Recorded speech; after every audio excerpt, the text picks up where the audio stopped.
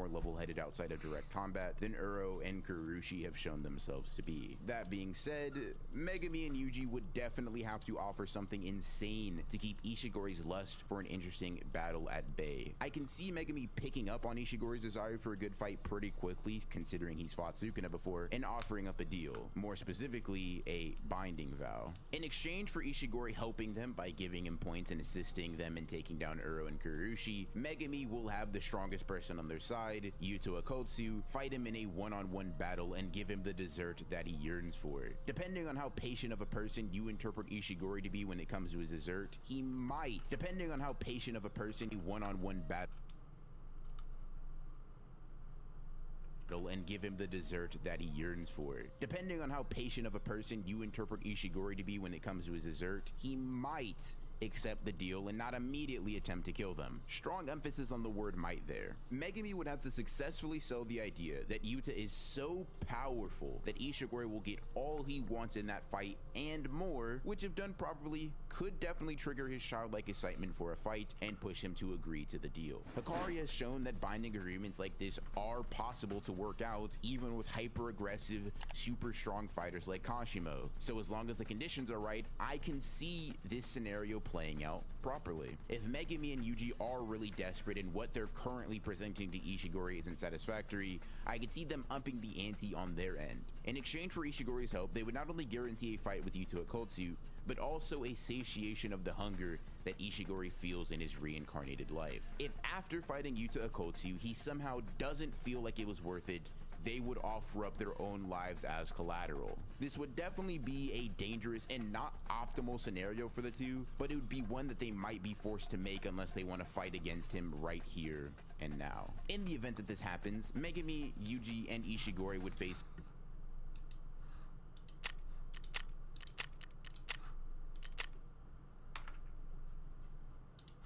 off against Kurushi, Uro, and Druve.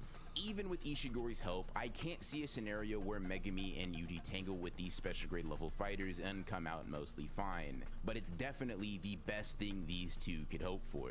If you think that Ishigori would not go for their deal and would just prefer to fight the two sorcerers right then and there, that would lead us into scenario 2, the worst case for Megami and Yuji. In this situation, Megami would likely assume that because they're facing sorcerers from the past, they will be particularly aggressive and unable to be reasoned with. We see him in fact share this sentiment with Yuji back in chapter 161, so it makes sense for Megami in this hypothetical scenario to keep that same idea. With that being the established mindset, Megami and Yuji would have to go for points by either killing these sorcerers or beating them in combat and forcing them to hand over their points. Either way, Yuji and Megami are absolutely fucked. Let's say, just for charity's sake, the two choose to attack a sorcerer at random and pick Druve. And also, let's say that Druve is just some pushover. Even though it's narratively implied that he's on a similar level to everyone else that Yuta fights due to him being part of the deadlock, let's just ignore all of that. Let's throw that all away, throw that in the garbage, because he has no showings, and we'll say that Megami does to Druve the same thing that Yuta did. Cut him in half with absolutely no damage. Druve the same thing that Yuta did. Cut him in half.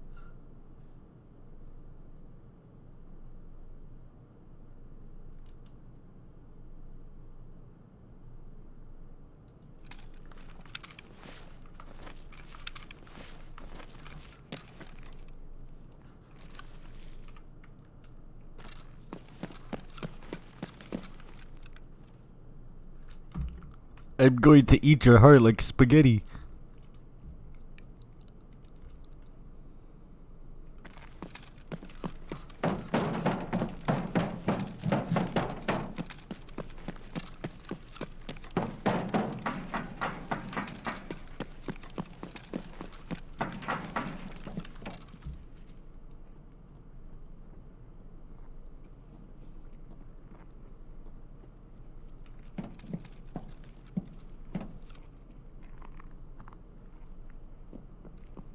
Да они вообще все молодцы. Засрал мне все штаны. Армани, сука, ты чё? Особенно вот тот паренек в белом, красава. What's up, man? What's up, bro? We all scabs here. Yeah, we all scabs here. Yep.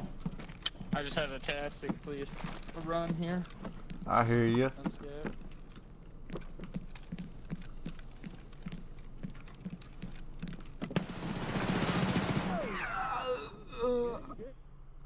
He started screaming afterwards. Scab King? He's just killing scabs? Is this what this guy just does? What a bum.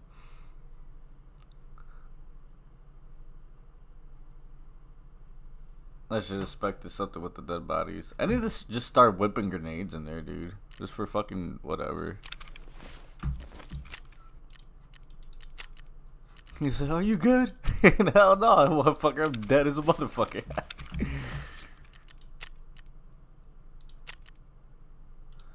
Alrighty, fuck it, let's go. Oh shit, level 41! Oh, fuck!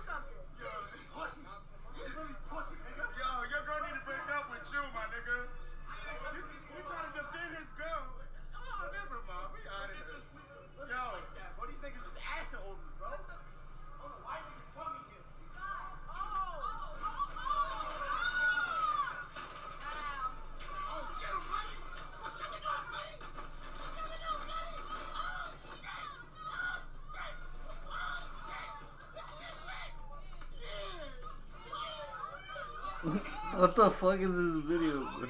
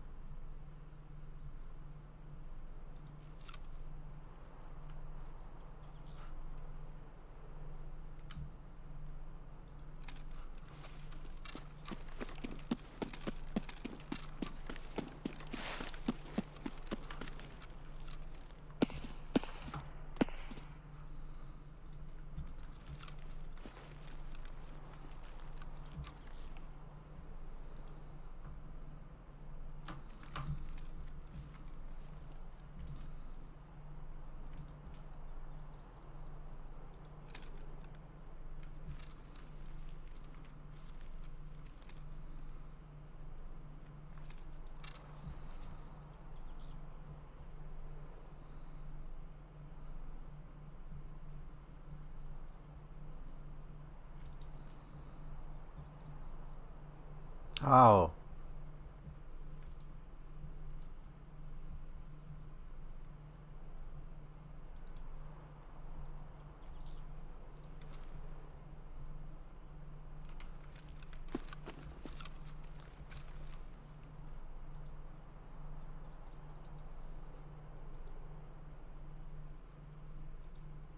I'm on some slow shit today, I guess.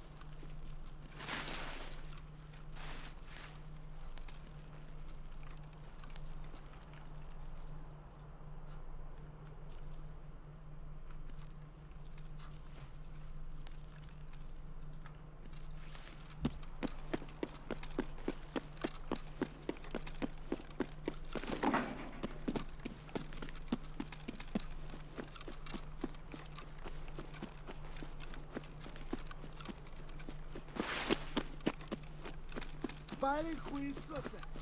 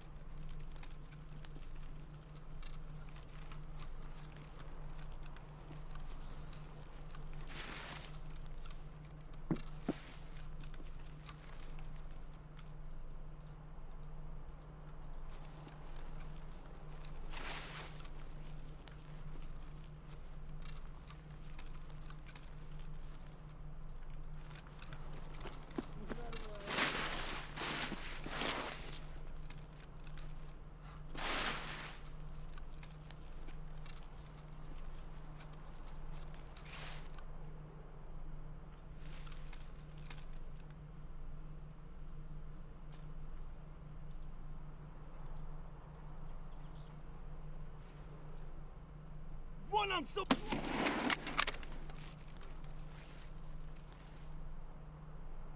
Анонис, черт!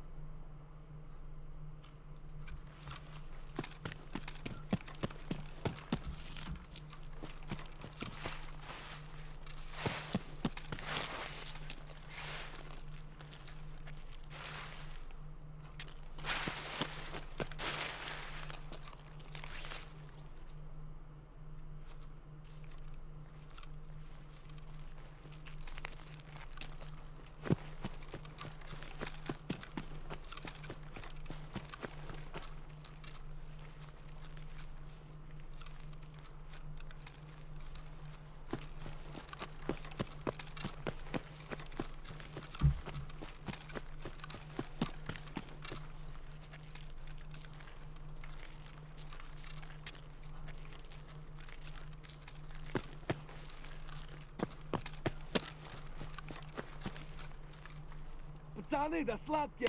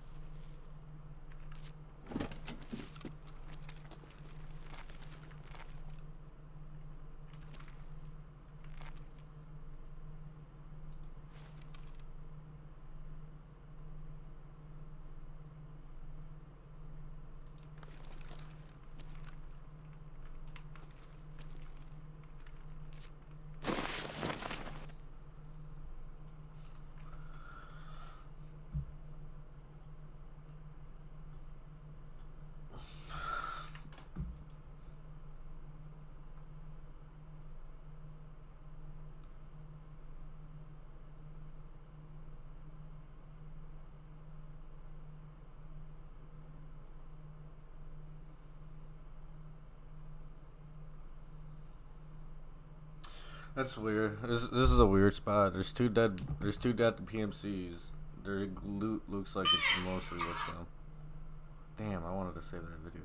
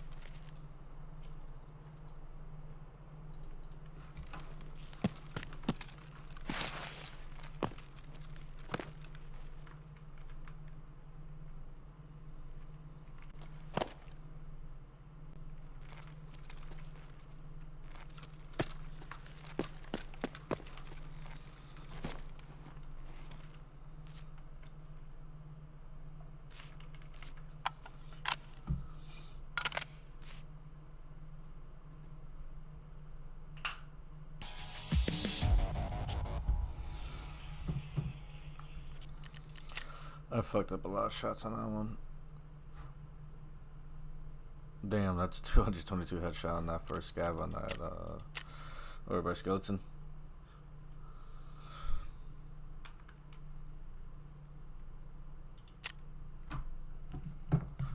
Fuck!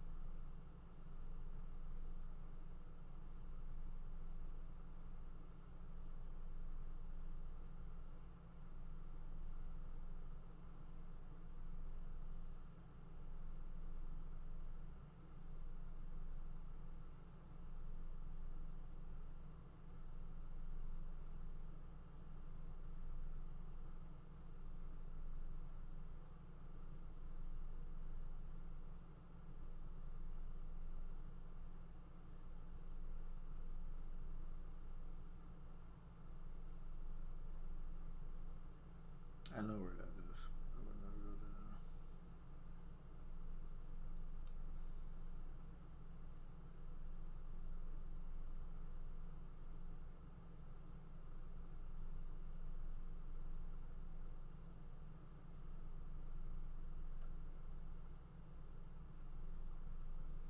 Musician Machine Gun Kelly has made a shocking confession about the night he went too far with fiancée Megan Fox. I just snapped. You have such a dark spirit. I'm in my room and I'm freaking out on her. And put a shotgun in his mouth. She stayed with him?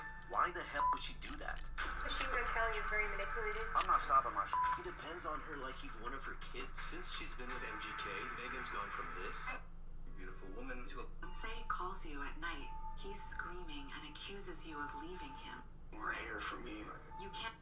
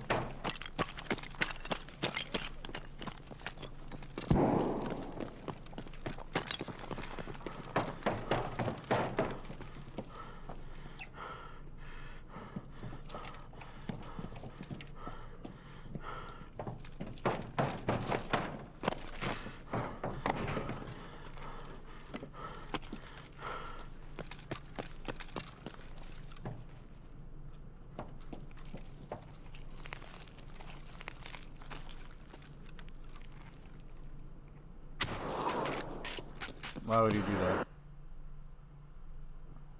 What a fucking asshole.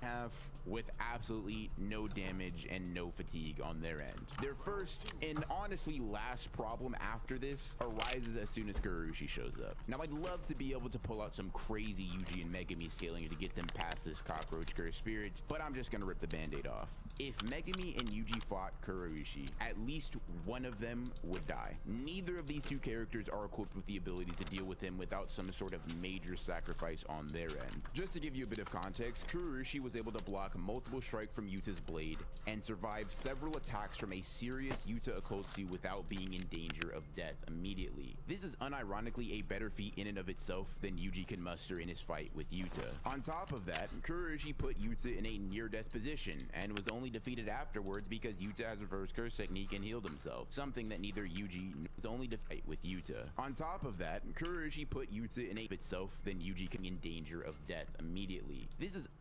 unironically a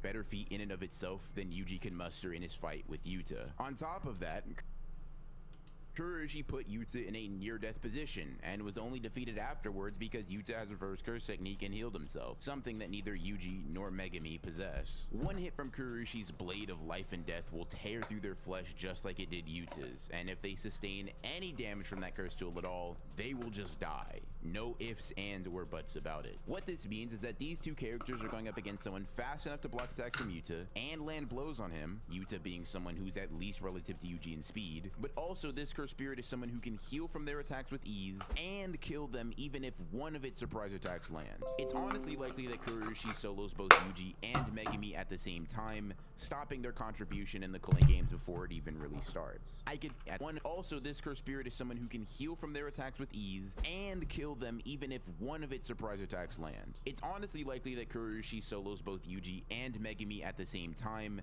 stopping their contribution in the Culling games before it even really starts. I could possibly see Yuji and or Megami making a sacrifice play where one of them allows themselves to take the brunt of the damage in order to allow the other a clean shot on the cursed spirit's body. But even in this scenario, one of them would have to die or at least be on the very brink of death, which I couldn't imagine them allowing each other to do. But you know what? Fuck it. Let's say they somehow do beat Kurushi. Maybe Megami uses a combination of Shikigami in order to keep him distracted with attacks, while he and Yuji pile on combos like they did versus Awasaka. I don't think this would work because they don't really have the stats to pull something like that off, but let's give these two the benefit of the doubt and say that they can take Kurushi down with only minor injuries and even more minor amounts of fatigue. In the event that they do beat Kurushi and Ishigori or Uro pulls up on them, they both die, no questions asked. Both of these characters are strong enough to not only 1v1 Yuta and force him to heal numerous times, but they also have the durability to take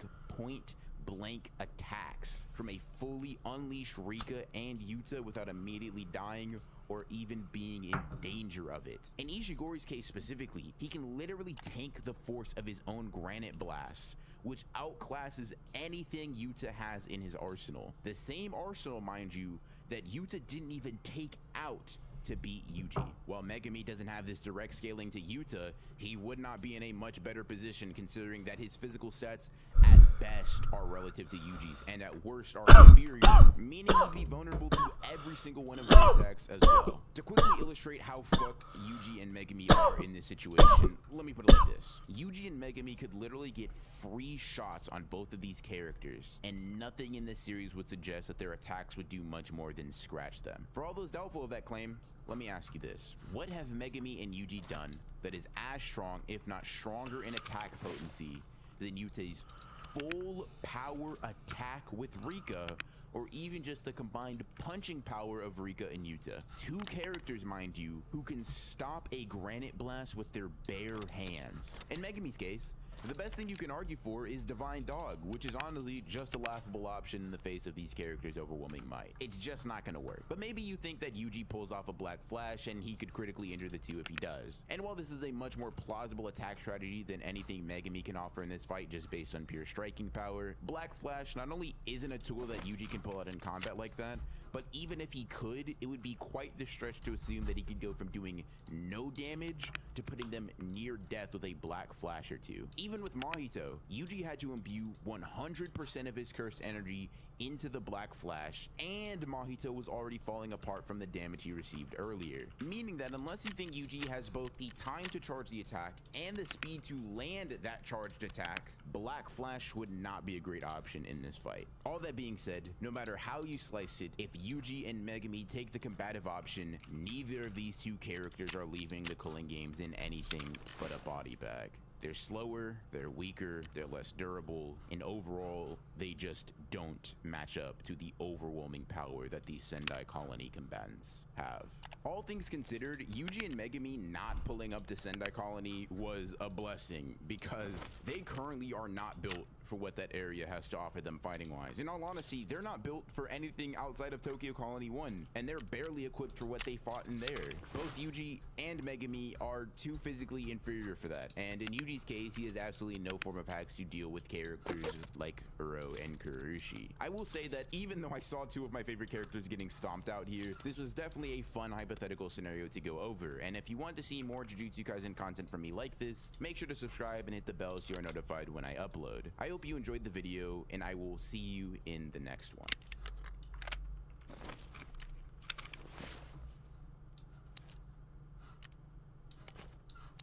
Maki Zenin has evolved as a person and as a sorcerer once more within the series, and with her new boost in power and abilities, I decided that one of the best ways to put her strength to the test is to pit her up against the Disaster Cursed Spirits. A group of cursed spirits that, up to this point, have acted as one of the highest tiers of strength that a curse can achieve. Seeing as how Maki has grown exponentially since her last encounter with these curses, this begged the question: if Dagon, Hanami, Jogo, and Mahito all attacked current Maki at once, who would come out on top? Because I've scaled the Disaster Cursed Spirits numerous times on the channel before, I will be going into their scaling first, going over all of their individual stats and abilities as succinctly as I possibly can. Dagon, being the weakest curse of the group, seems like a good place to start. I would like to make clear before I get into what I'm about to say that Dagon, even while being the weakest of the group, is still a special grade cursed spirit. He has an immense amount of cursed energy and regeneration capability. To most of the verse, Dagon is a massive threat and should not be underestimated. That being said, in terms of speed, attack potency, durability, and even hacks, Dagon does not really compare to his fellow cursed spirits, and to any super high tier sorcerer, he would simply act as cannon fodder.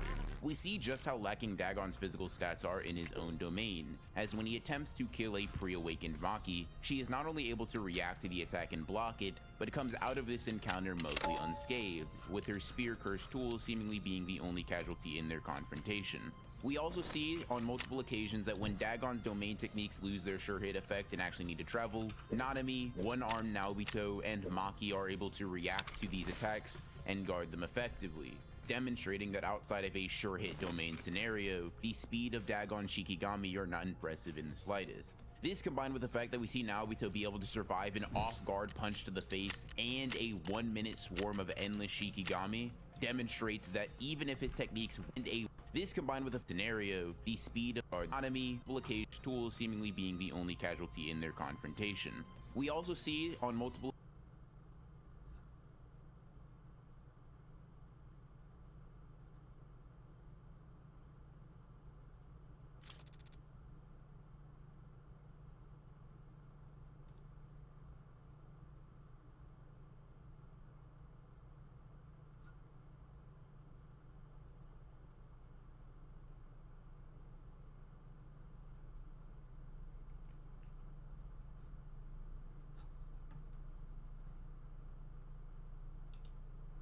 Shield, a great and powerful 6th grader, locked away his card collection, imprisoning it within the 9 Millennium shoeboxes. Now, find 5,000 years later, a boy named Actio has unlocked the shoeboxes and rediscovered the lost card game of so years ago.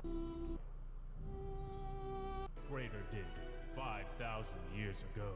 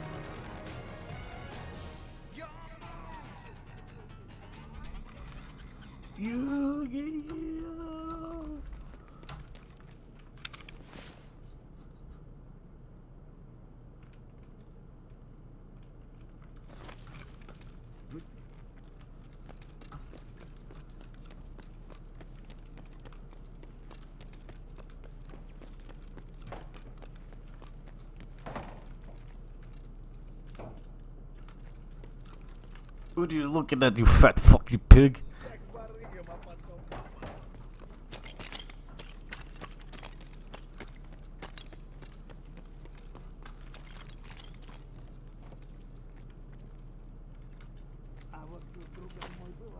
С утра выпил, весь день свободен. О, пиздарики на воздушном шарике. Whoa, you look crazy, bro. Yo, yo, yo, yo. What's that? Who's dying? No idea.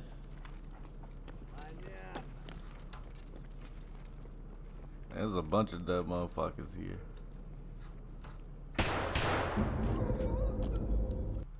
Why is it just me, bro, getting killed?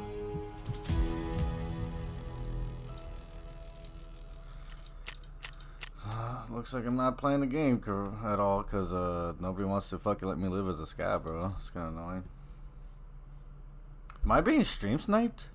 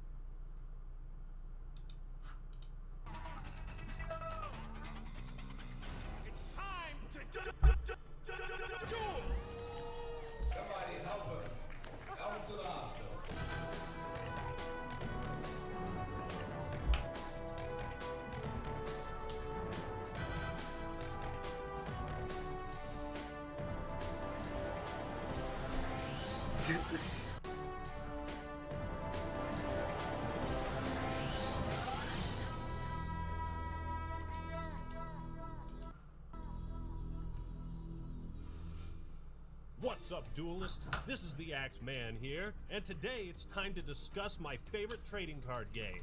Harry Potter, I summon Hagrid in attack position. Look, I even did my hair for you.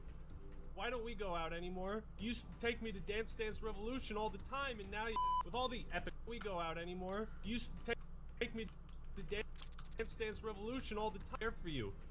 Why don't we go out anymore? You used to take me to Dance Revolution all the time, and now you... With all the epic moments in the anime, iconic monsters, and that legendary art style, Yu-Gi-Oh! Is certainly a once-in-a-millennium franchise.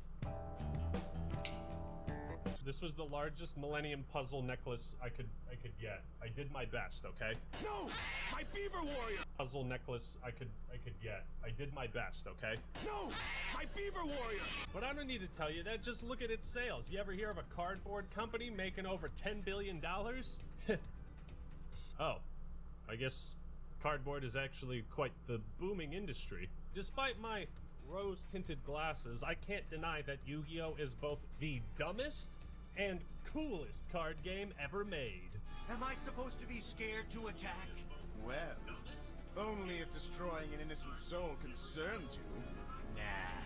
As the president of a major corporation, I have to do that every day. Do that to attack?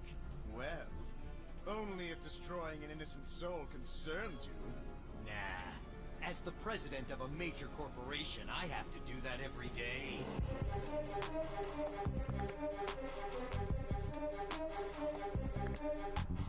You know a game's complex when the characters spend half of every episode explaining what their cards do and making up rules as they go along. Then I'll activate my pot of greed! This lets me draw 2 cards! Oh, so that's what it does. I had no idea. Pot of greed lets me draw 2 cards from my deck! I heard you the first time, actually. Pot of greed! It allows me to draw All right, 2 I get new it. cards to refresh my hand. You don't have to keep It allows explaining me to draw 2 more cards. this card. So I can draw You 2 can stop. cards. This lets me draw 2 more cards! Quit it! So I draw 2 cards. What does Pot of Greed do again? And yet, because of its absurd complexity, there are countless methods to pull some sick combo on your unsuspecting opponent. Activate. 3 blasting the ruin. But Yu-Gi-Oh! Is such a broad topic with the anime, the massive changes between the Japanese and English dubs, the somewhat forgotten Season 0. Yu-Gi-Oh!'s history spans over 20 years. So it'd be a monumental task to try and cover everything about it in one video.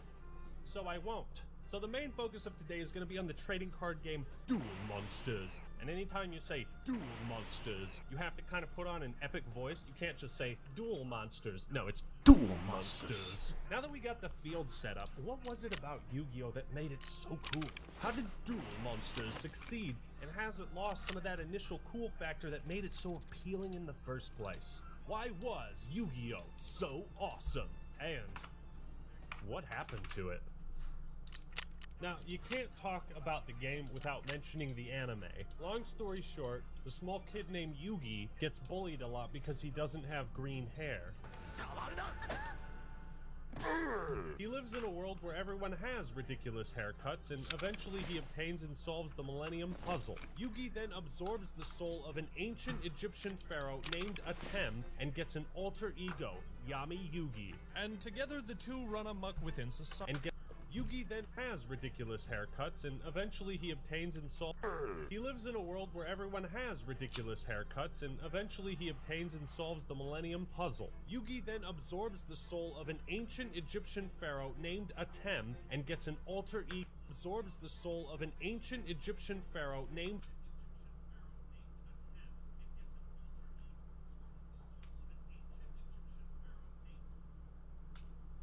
Atem and gets an alter ego, Yami Yugi. And together the two run amok within society by challenging people of questionable morals to a game of chance, and then if they lose, killing them, banishing their soul to eternal damnation in the Shadow Realm. Wait, the main character does all this? That's right, the protagonist, eternal damnation in the Shadow Realm, and then if they lose, killing them, banishing their soul to eternal damnation in the Shadow Realm. Wait, the main character does all this? That's right, the protagonist of Yu-Gi-Oh! Was a mass murdering vigilante. Now, that's fucking badass. But what we got here in America, mass murdering vigilante does all this? That's right. The protagonist of Yu-Gi-Oh! Was a mass murdering vigilante. Now, that's fucking badass. But what we we got here in America was the pussy version of Yu-Gi-Oh! The show, as the company responsible for the English dub for kids insisted on removing anything remotely related to religion, sex, titties, basically anything cool. They censored Taya going to the bathroom. Why? Some of the things they Yu-Gi-Oh! The show, fucking badass. But what we got here in America was the pussy version of Yu-Gi-Oh! The show, as the company responsible for the English dub for kids insisted on removing anything remotely related to religions, sex, titties, basically anything cool. Removing anything remotely related to religion, sex, titties, basically anything cool. They censored Taya going to the bathroom. Why? Some of the things were very obscure that they would censor. They would censor like midriff.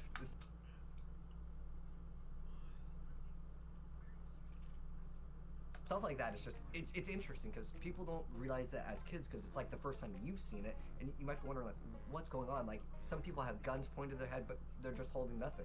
Yeah, they're pretending like they have guns. Yeah, exactly. Don't move them. They're just holding nothing. Yeah, they're pretending like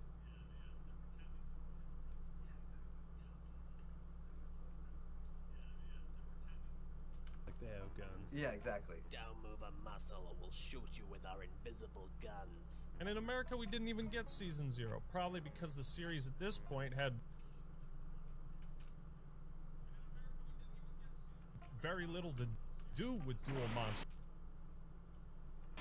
and instead focused on ironic and dangerous games of chance, which you can't make a card game out of. An ironic and dangerous, very little to do with Duel Monsters, and instead focused on ironic and dangerous games of chance, which you can't make a card game out of. Most times the antagonist would end up cheating and a 10 would be like, I knew you wouldn't play by the rules. You know, one of his teachers was kind of a bitch and obsessed with her beauty, so as punishment for cheating in the Shadow game, like, I knew you wouldn't play by the rules. You know, one of his teachers was kind of a bitch and obsessed with her beauty, so as punishment for cheating in the Shadow game, Atem made her face crack and fall apart every time she felt vain. A dude who held Taya hostage at gunpoint failed the Shadow game and was doomed to believe he's on fire for all eternity. Damn, dude. Don't fuck with Yugi's chick. So, pretty hardcore stuff, right? But somewhere along the line, it was decided that all these unique Shadow games would morph into one, played with cards, monsters, and real magic. Morph into one. Along the line, it was decided that all these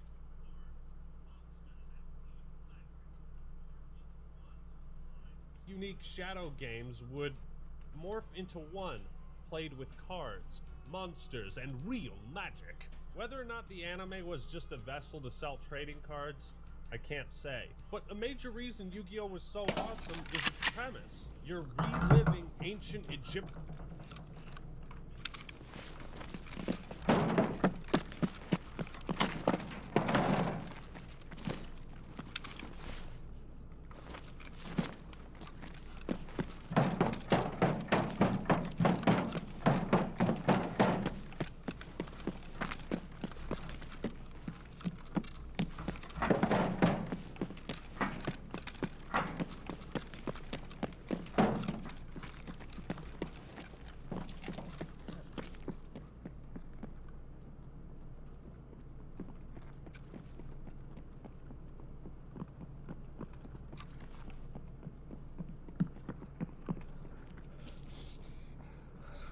Hello. Hello. What's that pistol there? What? Oh, someone just extracted.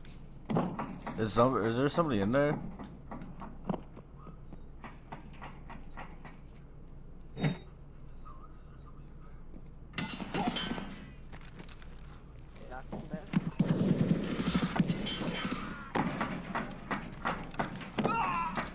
You're gonna die in 7 days.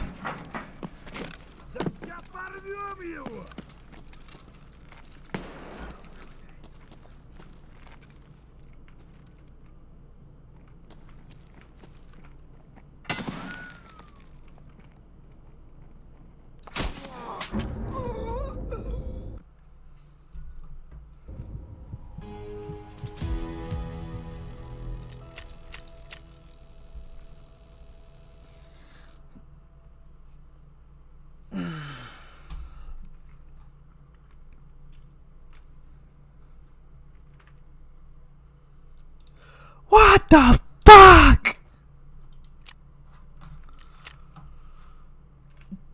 Egyptian battles in games of life and death. And if you lose, Looks like you're going to the Shadow Realm, Jimbo. did you know there was a series called 5Ds where the main characters all dueled while riding motorcycles? Yes, like this was real. Card games on motorcycles. Card games on motorcycle! Like, how do you even handle a deck on a fucking These where the main characters all dueled while riding motorcycles? Yes, like this was real. Card games on motorcycles. Card games on motorcycle! Like, how do you even handle a deck on a fucking motorcycle? Wouldn't the cards just fly everywhere? What's the actual advantage of... You know what? I've got too many questions. I suppose I should explain how Yu-Gi-Oh! Is played for all you heathens that are unaware. Cause I figure, if there is intelligent life out there, then let's teach them how to duel. On paper, it seems pretty straightforward. Each player has 8,000 or 4,000 life points, and whoever runs out first loses. Monsters are the main forward. Each player has 8,000 or 4,000 life points, and whoever runs out first loses. Monsters are the main form of attack and defense. Spells usually have some positive benefit for you, while traps act as traps for your opponent. You triggered my trap card! To me, like, that's almost like indicative of what Yu-Gi-Oh! Is like, you've activated my trap card, right? Like, you don't just get to like do your turn and then freeze and like nothing else happens. It's like, you know, you've activated my trap, I use this, I use that, you know, you thought type of, you know, those sort of comebacks. You thought, yeah. Yeah. Yeah, you thought. There's a lot more to it than that, but Duel Monsters was all about building a deck of 40 or more cards that synergize and create a cohesive strategy. You know, come to think of it, why does this society resolve all their personal disputes by playing a children's card game? You know what? It doesn't matter. Because what does matter is that Pegasus stole Grandpa Moto's soul, okay? And we're getting it back. So, okay, we got this cool idea around losing and gaining life points with monsters. What sorts of mechanics can we build around that? Too many mechanics is the answer. You don't think the game needs more methods of summoning? Oh, certainly not. I anything but that. Now, to understand where I'm coming from with my critiques and praise for the game, I should tell you my experience first. I have a confession to make, and I think I owe you all some honesty. I have a lot of Yu-Gi-Oh cards. Unfortunately, no, I am not a virgin. I hope you can accept me despite that. I discovered Yu-Gi-Oh! At the best time possible, while in the 4th grade, must have been 2003. It was the point where, you know, I was starting to distance myself from the things I thought were too kiddie for me. So at that point, Pokemon just wasn't cutting it for me. I needed something to fill the bottomless trap hole inside me. So why was Yu-Gi-Oh! Worthy? Why is it something I'm still spending money on, collecting, and talking about? Because Yu-Gi-Oh! Never stopped being cool. They just made a bunch of new stuff that was lame as fuck.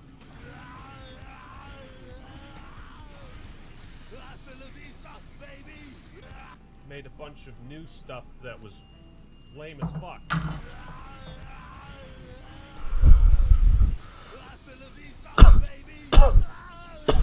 you think of Yu-Gi-Oh!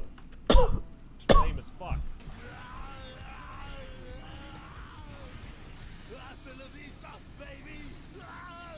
When you think of Yu-Gi-Oh! What are the iconic cards, monsters, and images that come to your head like immediately? Iconic cards. The cards that come to mind more for me are things like, you know, the Monarch monsters. You gotta go with like the OGs, right? Blue Eyes, Dark Magician, Red Eyes. People still think about these to this day. People just immediately think, oh, that's the game with Blue Eyes. That's like the Yu-Gi-Oh! Charizard. And then there's like Dark Magician. He has never let me down. 100% Blackluster's the only favorite envoy.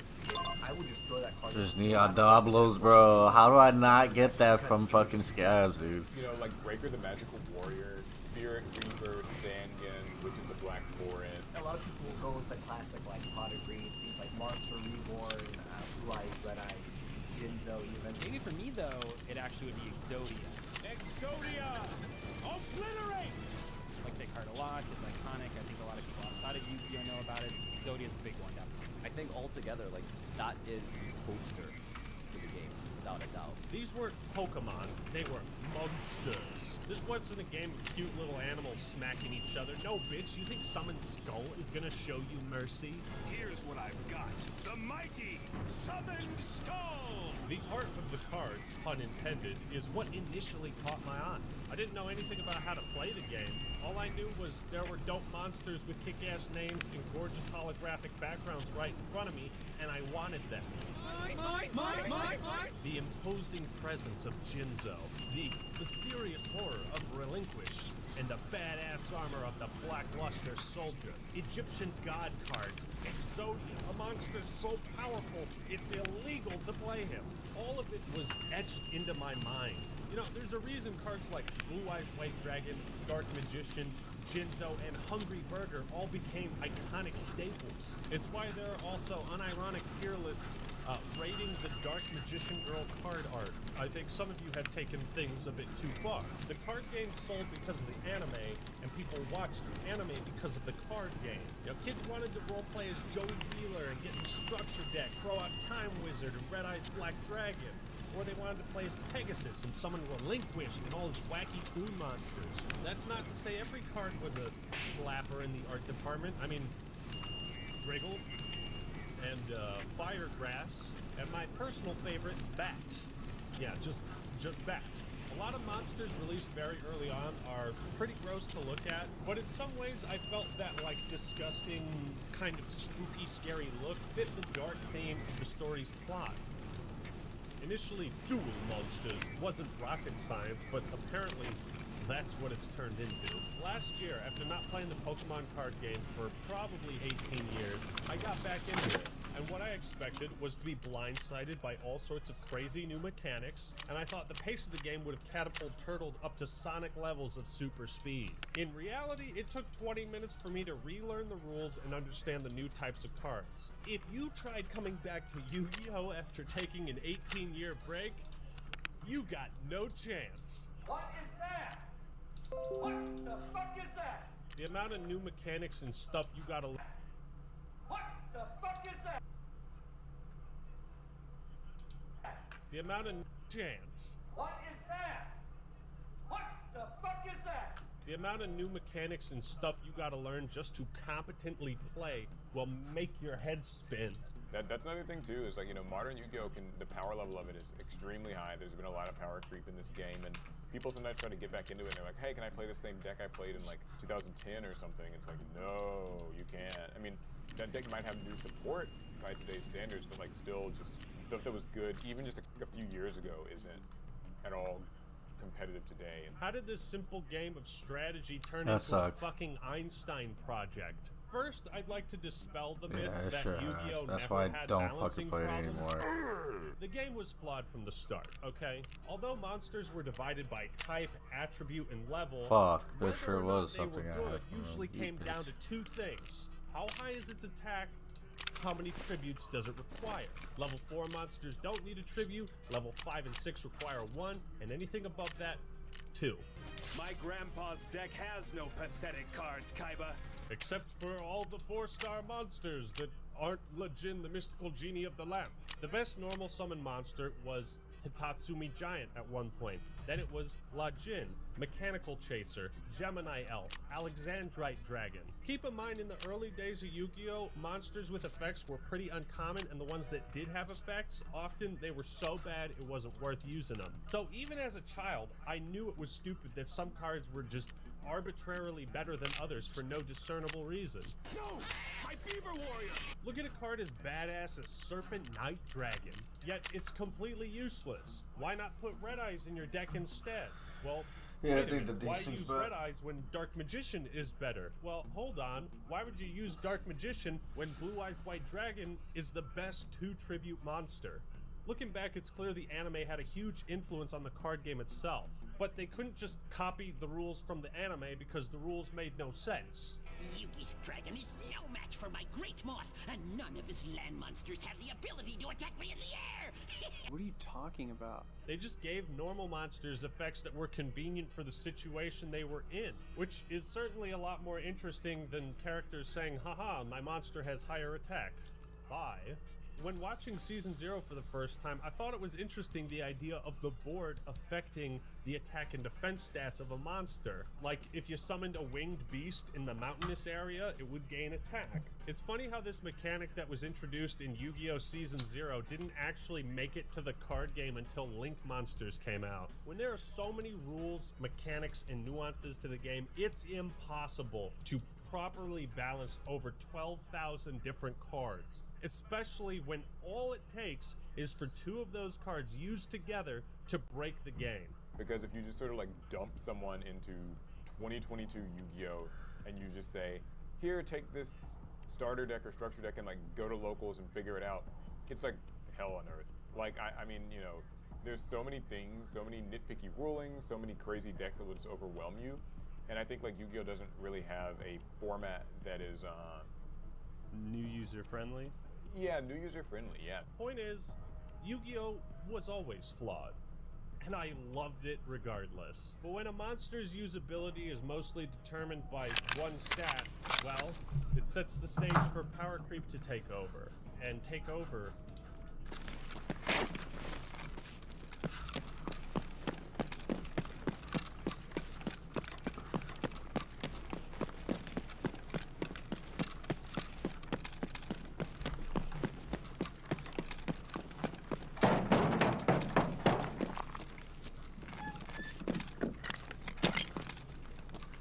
I'm gonna eat your SpaghettiOs.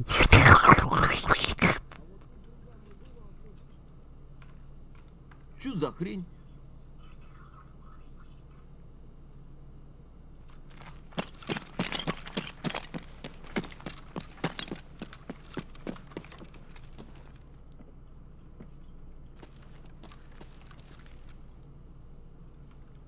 I'm gonna eat your SpaghettiOs.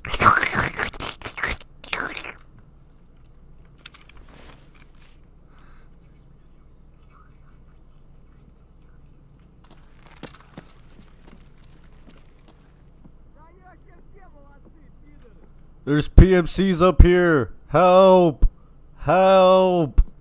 Help! Help! Help! Help! Help! Help! Help! There's PMCs up here!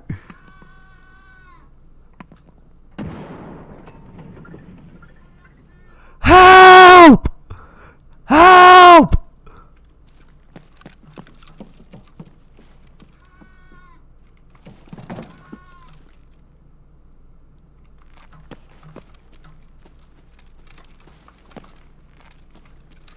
Help! Help! Help!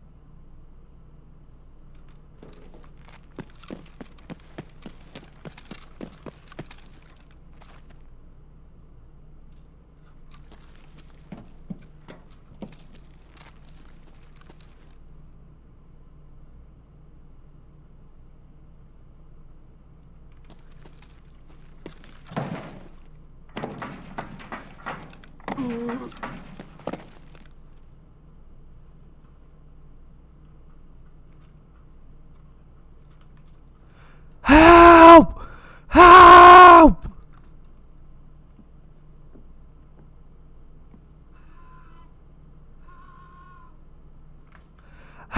Help! Help! Help!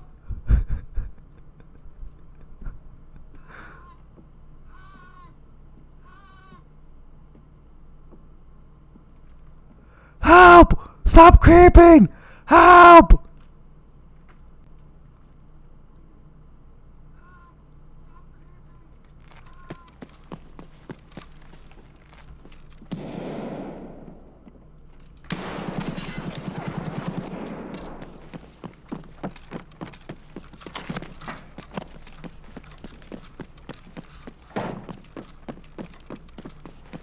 Help! Help! Help!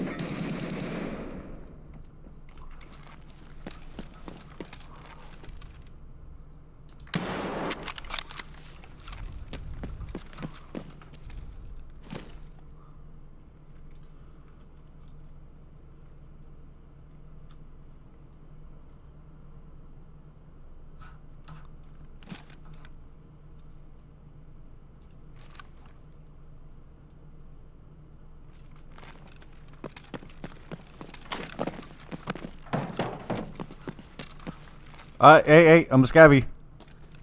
Yeah, me too. There's PMCs around here. There's PMCs around. Over there to the left. Over there that way. Oh, there's more that way? Is the other one dead or no? No, he got out. Oh, he got out. Yeah, do you have a bandage by chance?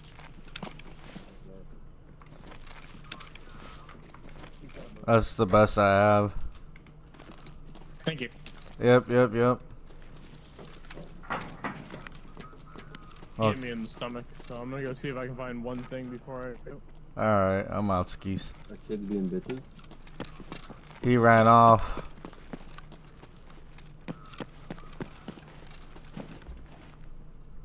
Help! Help! Help! Help!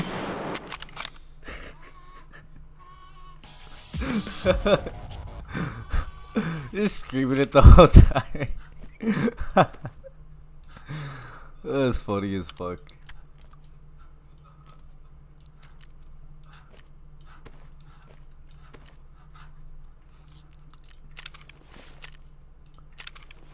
I hit a scab on accident. I'm glad none of them picked up on that.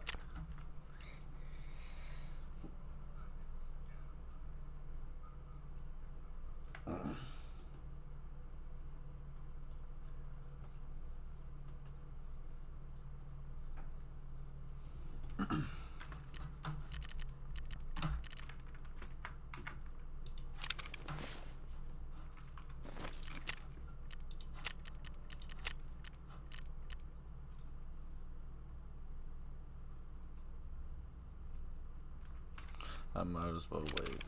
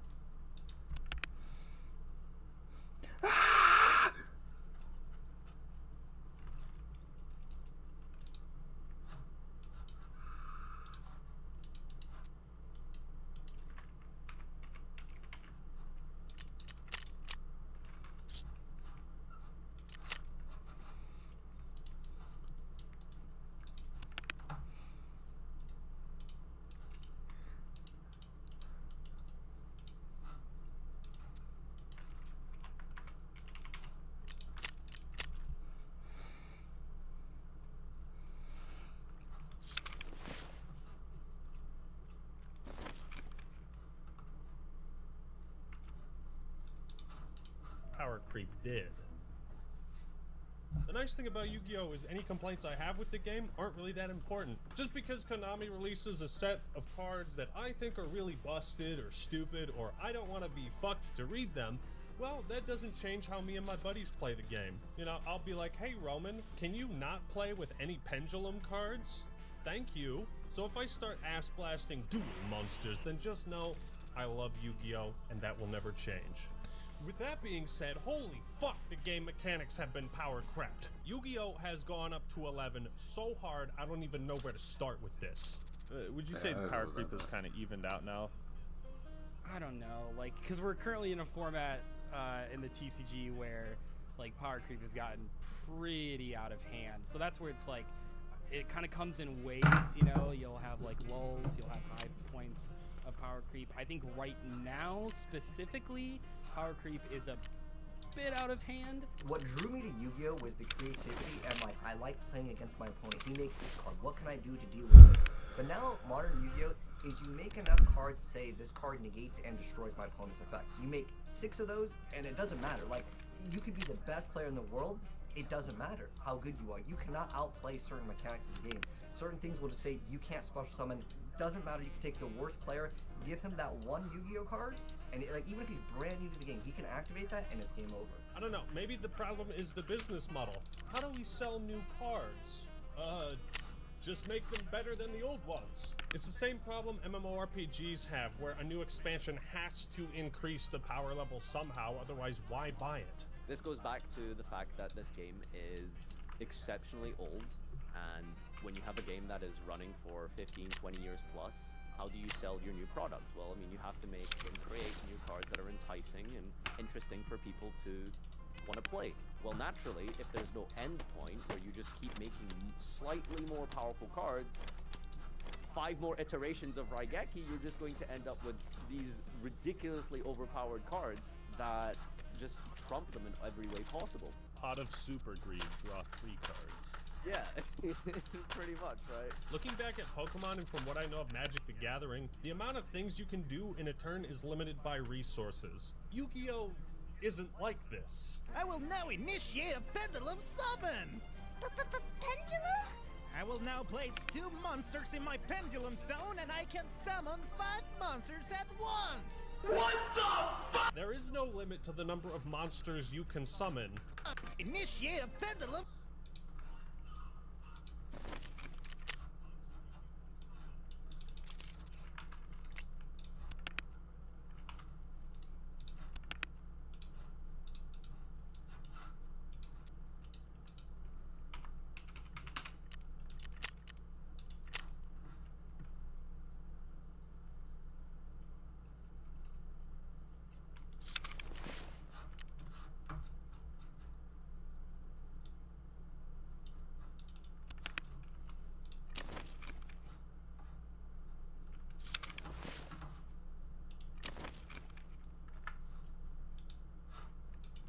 Summon! Pendulum? I will now place 2 monsters in my pendulum zone and I can summon 5 monsters at once! What the fuck? There is no limit to the number of monsters you can summon, cards you can search from your deck, cards you can get back from your graveyard to your hand, or cards that you can fusion and special summon and do all this crazy shit. Yu-Gi-Oh! Has gotten to a point where so much shit is happening, you can end up having 15-minute long turns, where someone goes through half of their deck, has 10 cards in the graveyard, and like 8 cards in their hand, 5 monsters on the field, on the first turn. And they all have effects that negate other effects, so your opponent is basically locked out of playing, which is the most unfun thing that can happen in Yu-Gi-Oh! This is why everybody hated the Yada lock, because it just locked you out from playing the game. That's not fun. Yu-Gi-Oh's gotten to the point, literally, where your whole goal turn 1 is literally to make it so your opponent cannot Yu-Gi-Oh! And it's a very interesting design decision. I mean, this is even at the highest level of competitive. I can't play my deck. I can't go into my extra deck. If I try and play with just my cards in my hand, you just negate them. And I just sat here for 10-15 minutes waiting for you to just set that up. So Konami kept increasing the power level and utility of cards in a new set, but then the one after has to be slightly more powerful, and then the one after that. And when you keep that mindset for over 20 years, well, it certainly explains the state of modern Yu-Gi-Oh! If you try to duel a modern deck with something in GOAT format, it would go something like this. Alright, so I'm going to sacrifice the Legendary Fisherman to summon the Legendary Fisherman number 3, which banishes all of your monsters. It banishes all of them? Okay, so then I'm gonna activate Mirror Force since you attacked and destroy it. He can't be destroyed by spells or traps. What? Alrighty then, I special summon Blue Eyes to attack your legendary fisherman. He can't be destroyed by battle. So then I use compulsory evacuation device to return him to your hand. He is unaffected by all spells and traps. Okay, so I'm gonna punch you in the mouth and then I'm gonna flip this table over. Spells and traps. What? Or since you attack and destroy. Okay, so then I'm gonna act on legendary fisherman to summon the legendary fisherman like this. Alright, so I'm gonna sacrifice the legendary fisherman to summon the legendary fisherman number 3, which banishes all of your monsters. It banishes all of them? Okay, so then I'm gonna activate Mirror Force since you attack and destroy it. He can't be destroyed by spells or traps. What? Alrighty then, I special summon Blue Eyes to attack your legendary fisherman. He can't be destroyed by battle. So then I use compulsory evacuation device to return him to your hand. He is unaffected by all spells and traps. Okay, so I'm gonna punch you in the mouth and then I'm gonna flip this table over. If I were to explain all the rules to Yu-Gi-Oh, we'd be here for the next millennium. And that's the problem. Look at the official beginner's guide for Yu-Gi-Oh!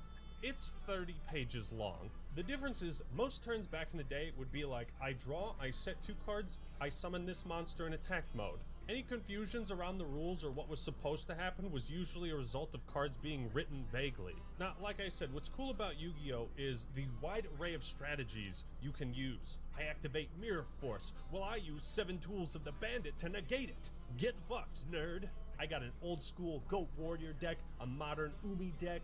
I've assembled all 5 special cards, all 5 pieces of the puzzle. Hell, you can even make a deck around the god cards now. Now, ain't that fucking awesome? So I love coming up with new strats and play styles. What sucks about Yu-Gi-Oh! Is having to understand all those strats and play styles. Okay, so I'm gonna discard the left leg of the Forbidden One, and that'll get me the Dark Bribe from my deck. I set Dark Bribe and face down defense position in the spell and trap zone. When I do that, I get to draw the bottom half of my deck and add it to my hand. I special summon Nimble Momonga in sideways diagonal position, and Witch of the Black Forest in upside down position.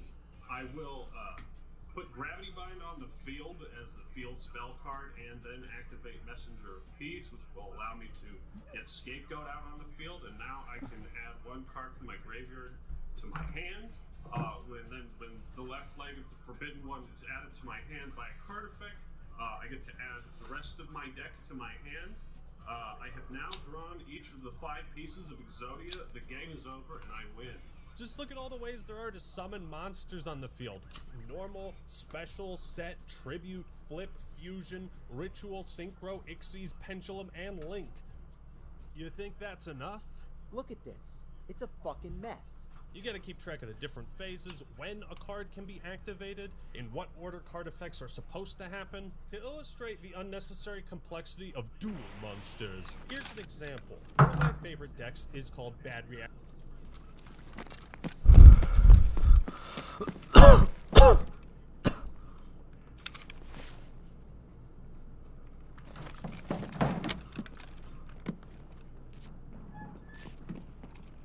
Пожрать бы, конечно, не помешало. Чё тут кто? Нет кого? Чё? Don't hurt me.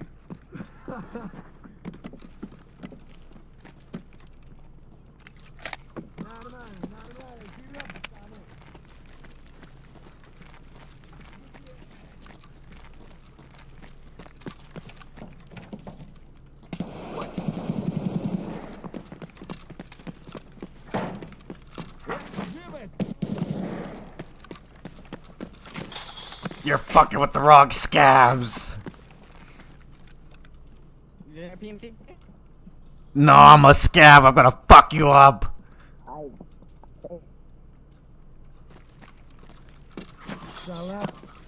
Where was he at? Чики-брики и в дамке. Yeah, he's on the. Yeah, he's. It sounds like second, bro. I'm a little scared. Who's in the bathroom now? Me. I'm not. I'm on the bottom stairs over here. Hey. Come here.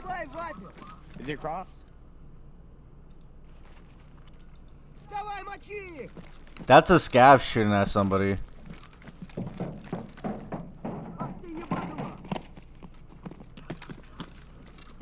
Oh, we got a bad scav, and who the fuck is the bad I think he scav? just ran into the factory because he just ran into gate 3.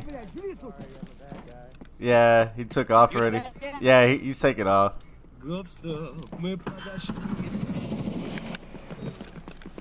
yeah, distracted. He's out. Yeah, I figured much. I should have shot at him when he was running away. God damn it. Now what? Alright, well, I'm out then. Yeah, fuck this. Yeah, fuck this. This shit is gay. Have a good one. You too, Brody.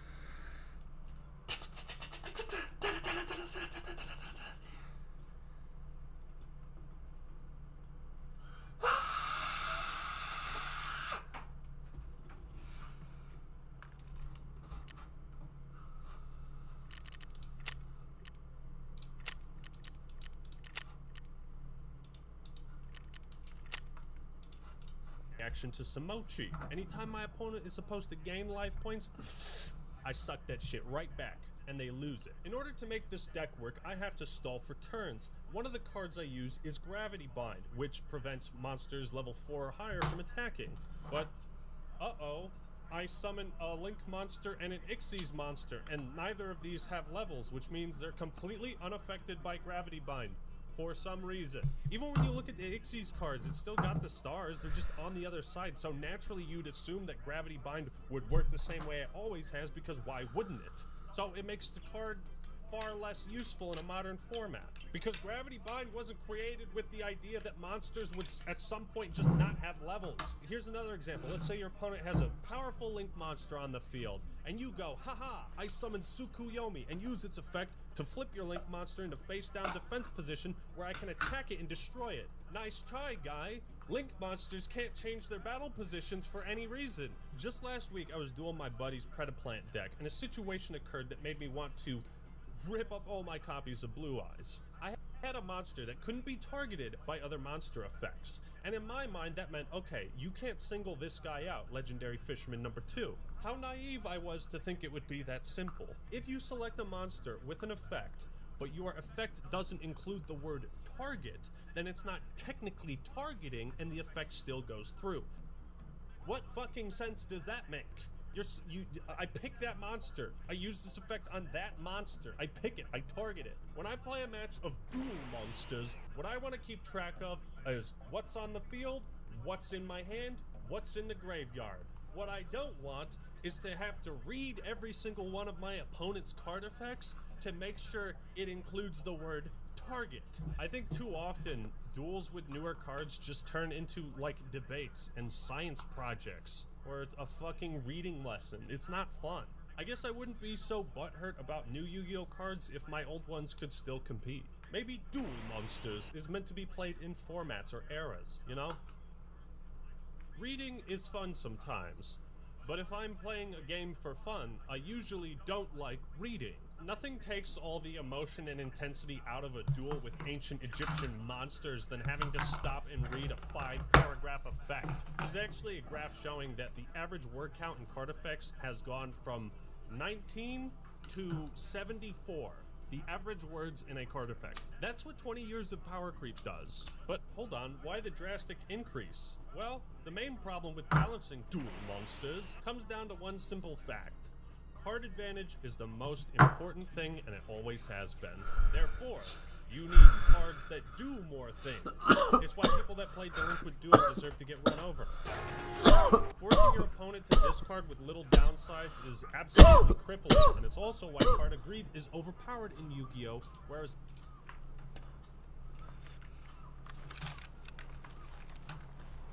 Yay! I don't mind this spot.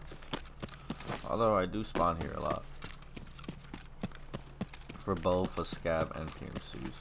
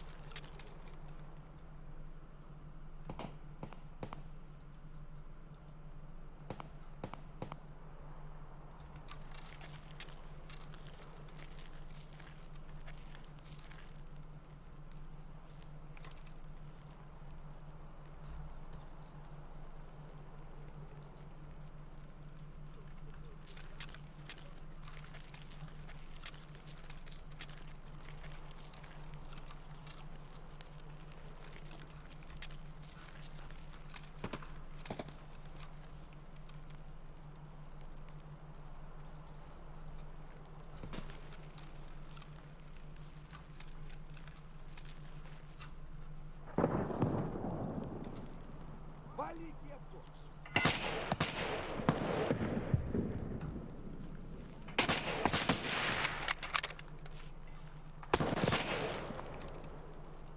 Хуйло! Вот хуйло! Конец тебе! Ты что воротишь, хмырь?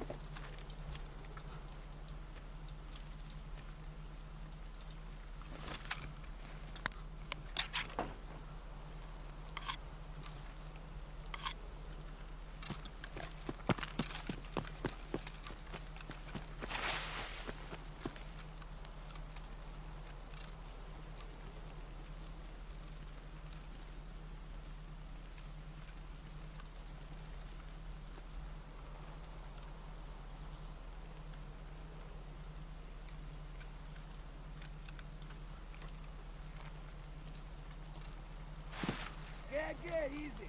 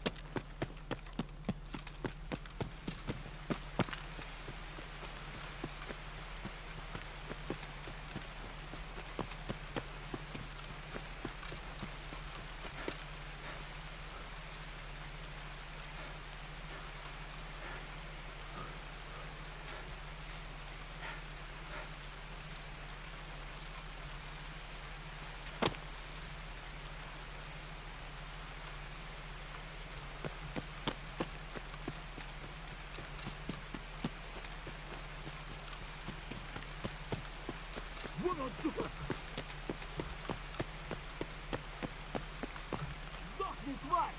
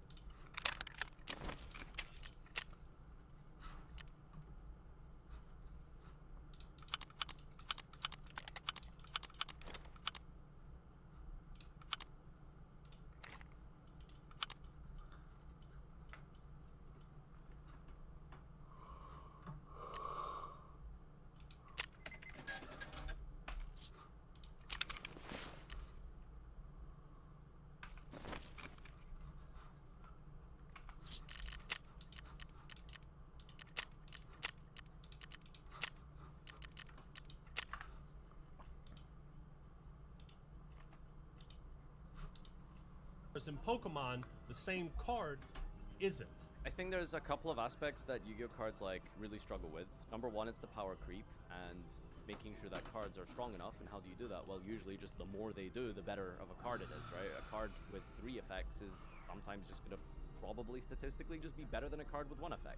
So in the olden days, spells, traps, and effect monsters could usually do 1 or 2, maybe 3 things tops in a single turn, and that was it. So Yu-Gi-Oh had a lot of really cool spells and traps and monsters with elaborate effects. As long as they could only do a couple things, it wasn't that hard to memorize. A wall of text on Black Luster Soldier might seem daunting to read, but in reality, 1/3 of the effect is just the summoning requirements. The 2 effects BLS has can't be activated on the same turn.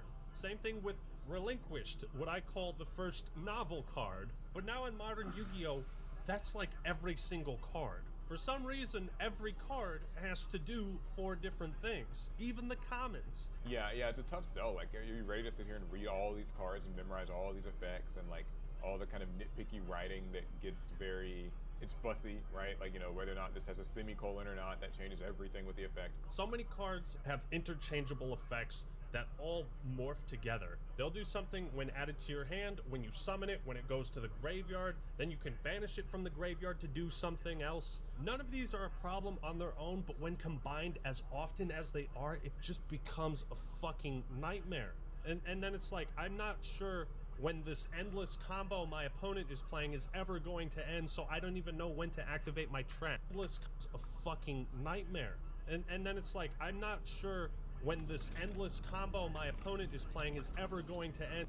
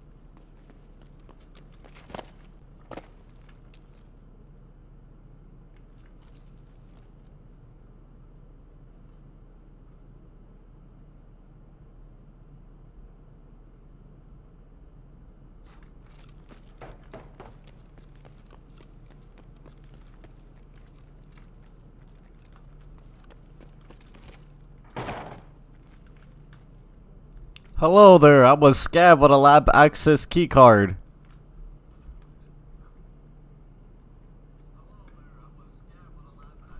You can't have it unless you know where it is, because I hid it specifically in the map.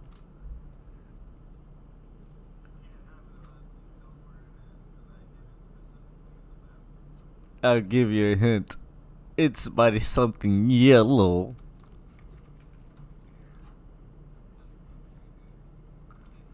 It's on something yellow.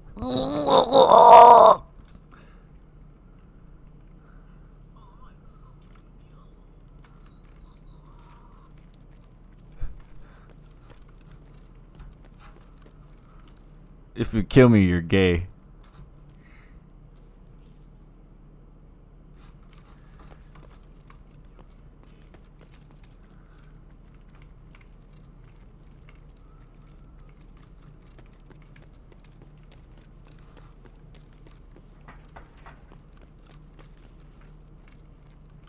Hey, you. Hey, you.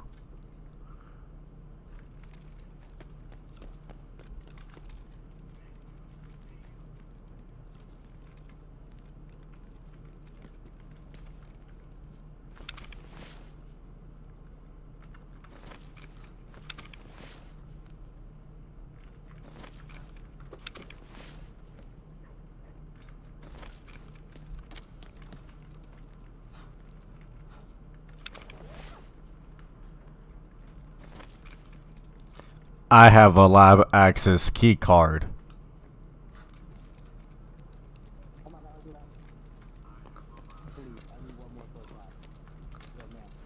I have one ambulance left. Blah, blah.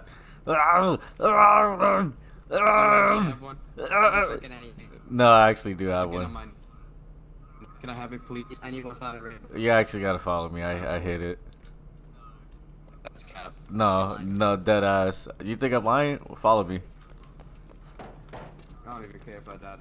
Tequila, bro. I'm not gonna kill you, bro. I mean, if Tequila's out, yeah, he's gonna kill you. But where I put it is where by Tequila.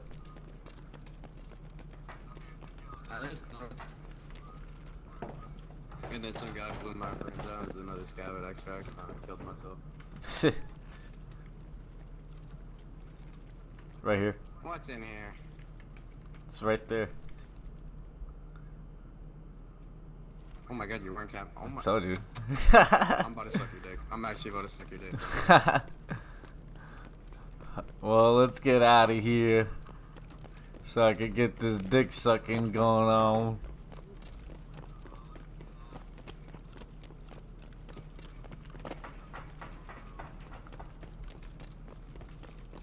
God damn, you gotta plan you sprint like I do.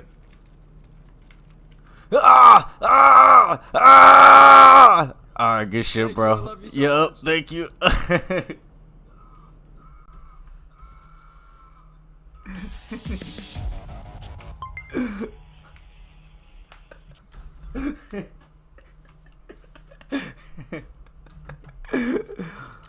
Oh, that's funny. Pretend fellatio.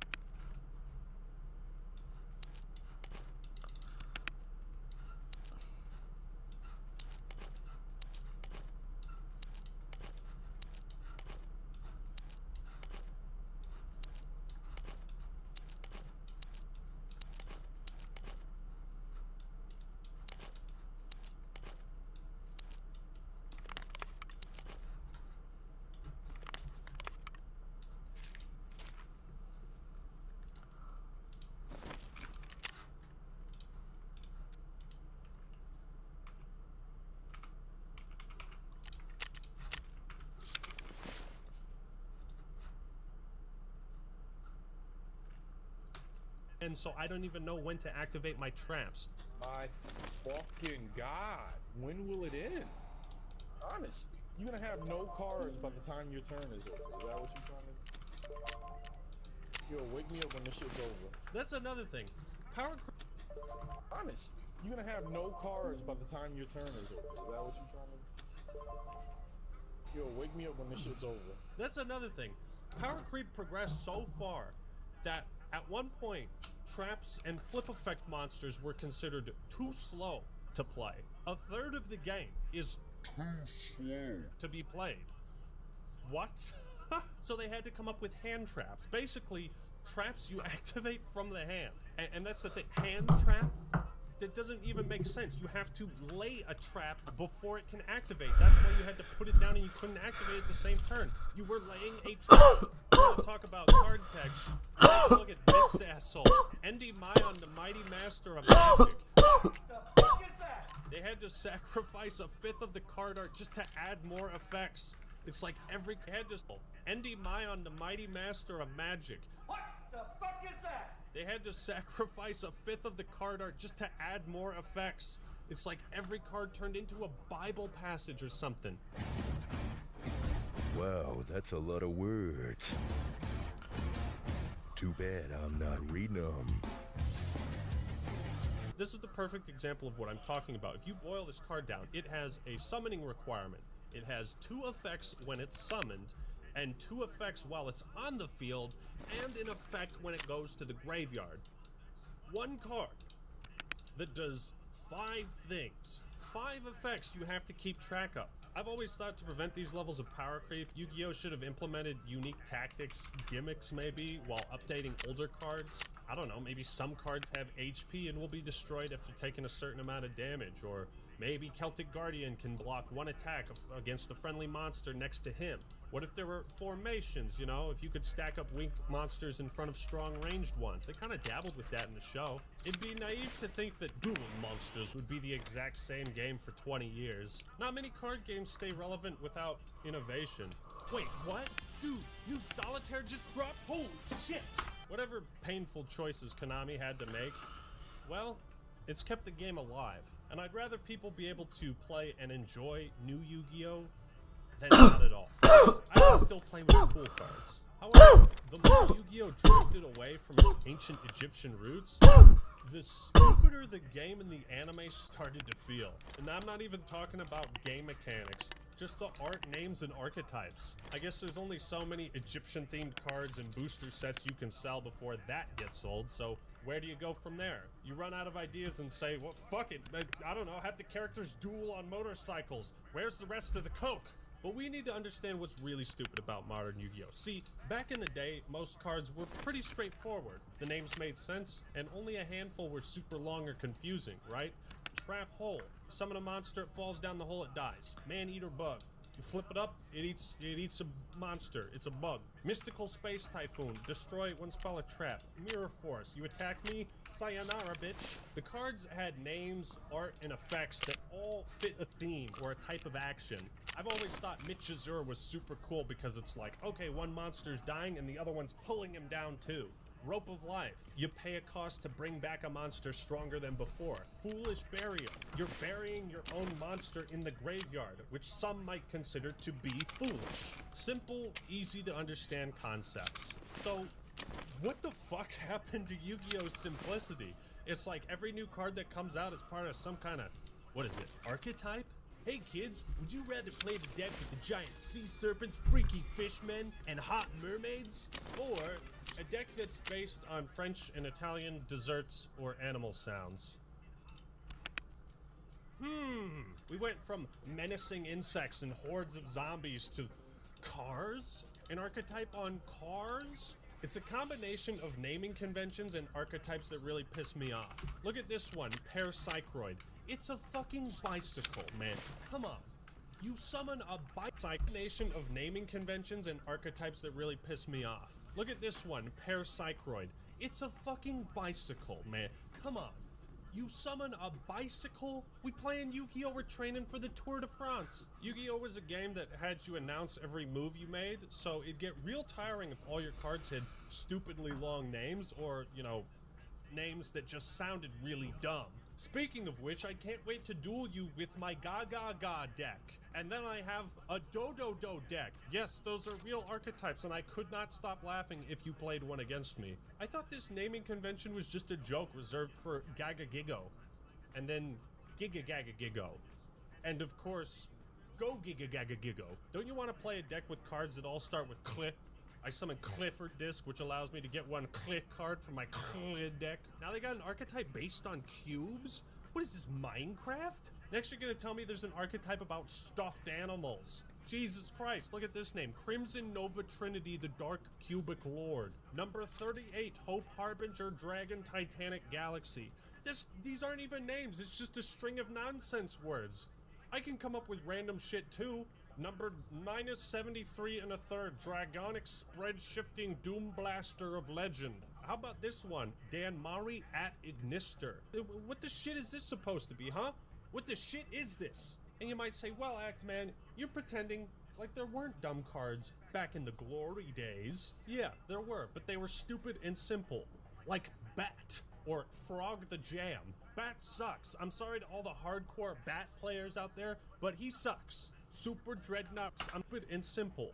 Like Bat or Frog the Jam. Bat sucks. I'm sorry to all the hardcore Bat players out there, but he sucks. Super Dreadnought Rail Cannon Gustav Max. Oh, and you can't forget I'm playing this card alongside my Super Dreadnought Rail Cannon Juggernaut Lieb. Blaze Phoenix the Burning Bombardment Bird. Why not just call it Blaze Phoenix? Prank Kids Meow Meow Moo. This is a joke, right? This is like you created the lamest archetype that nobody would ever want to play. Is that a joke? Prank Kids Bow Wow Bark. How about this one? DDD Dragon King Pendragon. Of course. It was necessary for Dragon to be in the card twice, and it's not even a dragon type. It's a fiend. What the fuck? Okay, this is where I draw the line. All right. DDD Super Doom King Purple Armageddon. There is a card that I found. It's called DDD Super Doom King Purple Armageddon. And in the card listen effect, to that name. and in the card effect, it says you can only use the effect of DDD Super Doom King Purple Armageddon once per turn. And I feel like that could just be swapped out. You know what I mean? Like, just the once per turn restriction on that card is like 10 words, right? Yeah, that's it, right? I get why they want to say you can only use it once. Like, maybe if you have like multiple copies or whatever, it could be broken. But like, I don't know why they don't just use like a one symbol, like a one with a circle around it or something. Yeah, like one PT and a little circle on the card. Yeah, so that way, like, it just sort of says, because the thing is, like, the sentence is already kind of extra, and then the name of the card is already super long. So now the sentence has to say, you can only activate the effect of DDD Doom King blah blah blah blah blah blah once per turn. And it's just like, did we have to say this much to get the point across? Like, if you took out every rewritten card name and once per turn from the effects of all Yu-Gi-Oh cards, you would have deleted more words than the combined works of William Shakespeare. And I'm cherry picking, sure, but I really don't get as excited about new cards as I did with old ones. To be fair, there are some new archetypes, and they actually make cards to support Blue Eyes and Red Eyes Dark Magician decks and some other classics. I think all that stuff's really cool. But what I really hate about archetypes is how it makes opening packs far less thrilling and exciting. Remember this, the simpler the card, the easier it is to fit into most decks. Sangan or Witch of the Black Forest. Reinforcement of the army is clearly meant to be used alongside Marauding Captain, but it doesn't have to be. But nowadays when you open a pack and you see like each card has to work in a separate archetype, it just takes the fun out of it, because most cards in an archetype can't be used outside of that deck. So there's no creativity involved. You either play the deck the card is made for, or you don't play the card at all. No, you can't just put this into your current deck. You have to build a whole new deck with 39 cards that are exactly like this one. Yu-Gi-Oh! Is a very complex game, with a long and complex history. It truly is the coolest and dumbest card game ever made. I love it to death, and likely always will. Sure, I can complain, bitch, and moan about ridiculous mechanics, dumb archetypes, and excessive card text, but at the end of the day, had I never played Yu-Gi-Oh!, my childhood would have been way worse. I can always play the version of Yu-Gi-Oh! That I knew and loved, and I don't have to play with the new shit I don't like. Because no matter where Yu-Gi-Oh! Goes as a game or an anime, I'll always be there, ready to dodo! So thank you all for watching. I hope this completely random and probably poorly structured video was entertaining at the least. Big shout outs to Paul from Team APS, Sladra, DZeef, and Farfa for answering my questions and taking part in this video. Links to their channels will be in the description. Please go check them out if you want more kick-ass Yu-Gi-Oh! Videos that are way better than mine. Alright everyone, that's all I got for today. This is the Yu-Gi-Oh! Man signing out. Peace!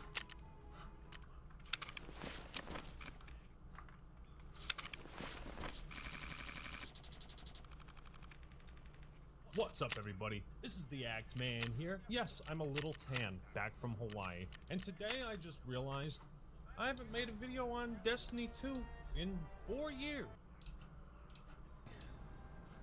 Have fun mixing your whatever. I hate this kid more than anything. That's okay, the boob tube is frying his brain. You can see it's turning him into a weird static monster. Oh! What Jimmy the hell? James. I'm not putting up with no Jimmy James. Zoom right in on his face. You tell him to get the right the heck away. Bodhi play! Well, why? Give it a sec, bro. You have to be patient, man. It's time for chapter 2. Bro. It's okay, bro.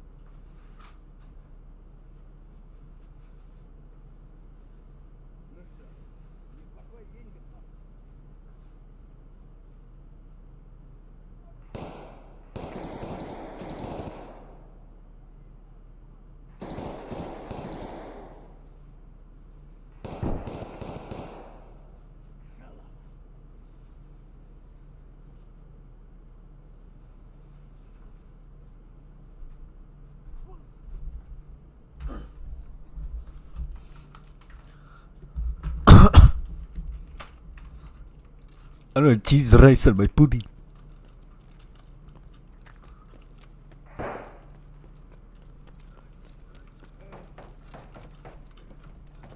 Hey, your scav up there?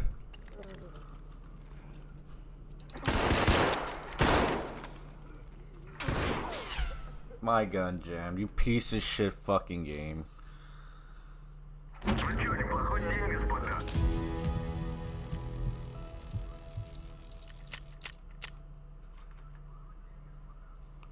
Fucking gay ass game.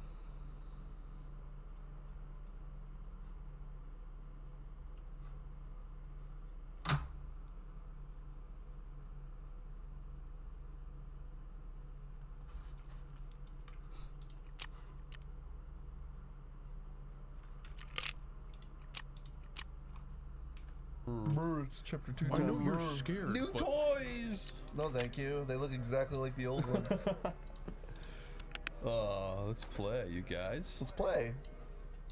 Oh, it my is the new God. one. Chapter 2, Flying Flying a a web. Web. With Poppy now free, the situation begins to change rapidly while you search for any way to escape the factory. I agree. I feel like these games should be like $1, maybe $2 Yes. at most. $2. The first game should be free because, you know, experience the game, and then if you want to make chapter 2, you charge $1.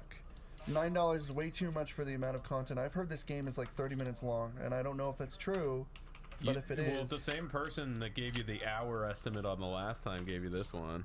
Yeah, people said this game was an hour long, and we beat that pretty damn fast.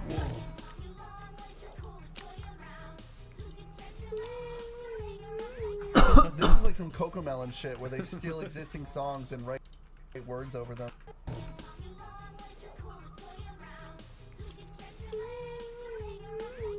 This is like some Cocomelon shit where they steal existing songs and write words over them. Where it's I like, think the Itsy Bitsy Spider is well into public domain. no, what I'm saying is like Cocomelon does like they take like row your boat, but they're like eat your peas and carrots, they're delicious vegetables. They like steal the songs and like change the words around. Yeah, I mean like Johnny, yes, Papa. Yeah, like it's. But they steal yeah. existing He's been songs referencing and do that a that. That's lot. what they just did. They are Cocomelon. They are Cocomelon. You point Is at it a them. face? Oh, it's a face! It's a face.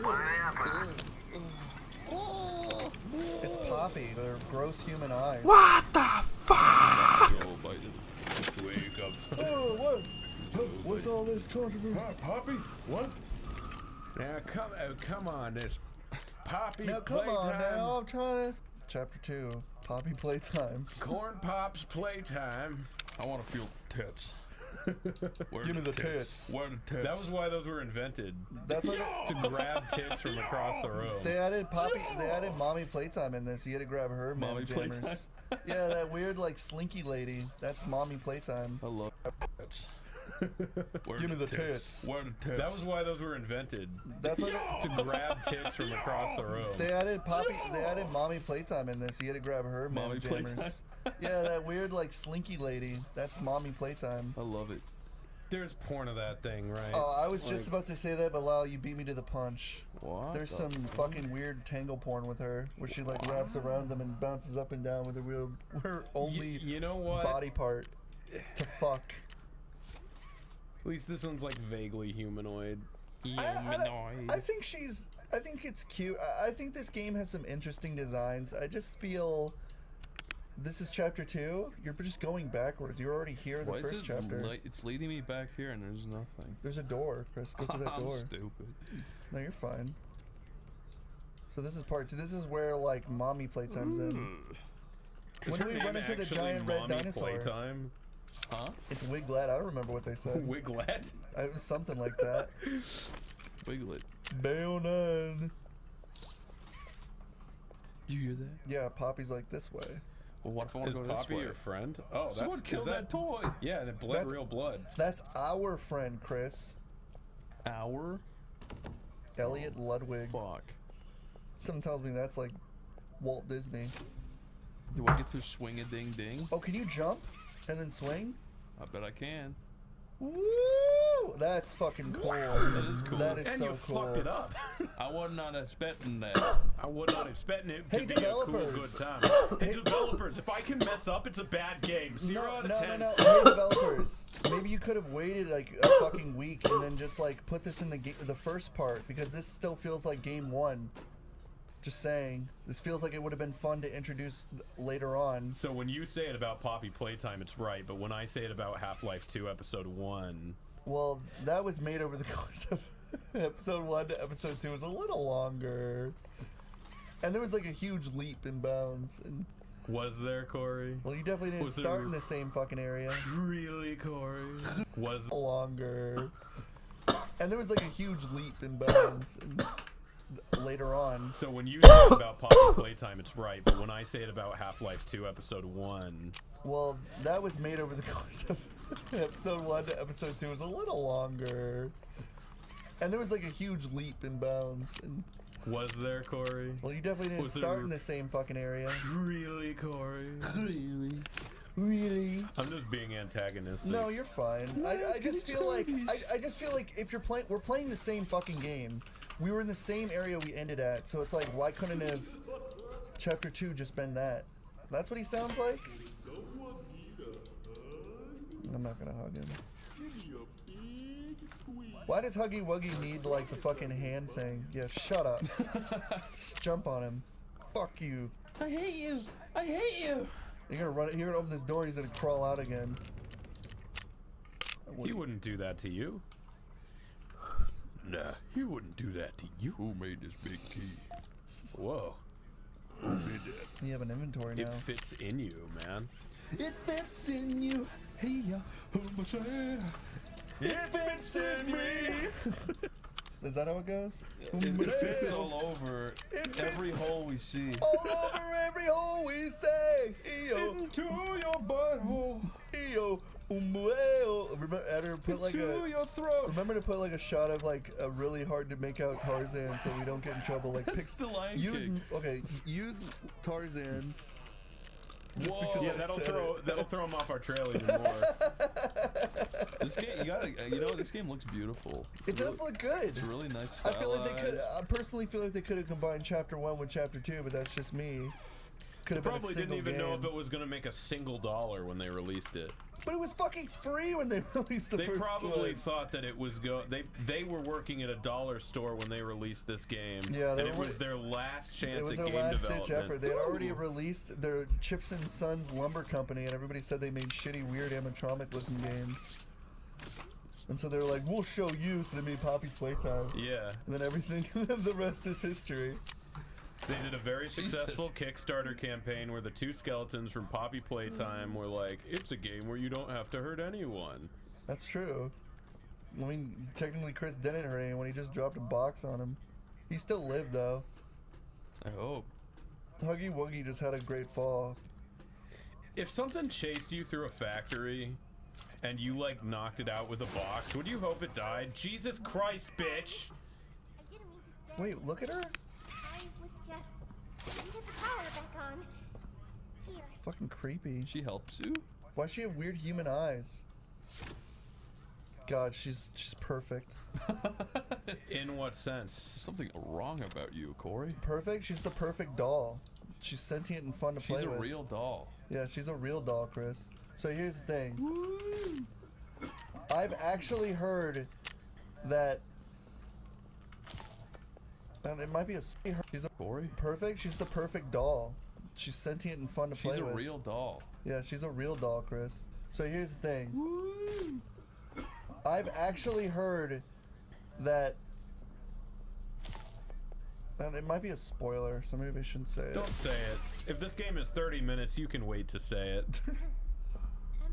I wanted to thank you for freeing me. I was stuck in there for so long. Thank you. It lives in me. Pull her down. Break her head. Yeah, pull her hair down and smash her porcelain face on the ground. Needs a coat, and I have it.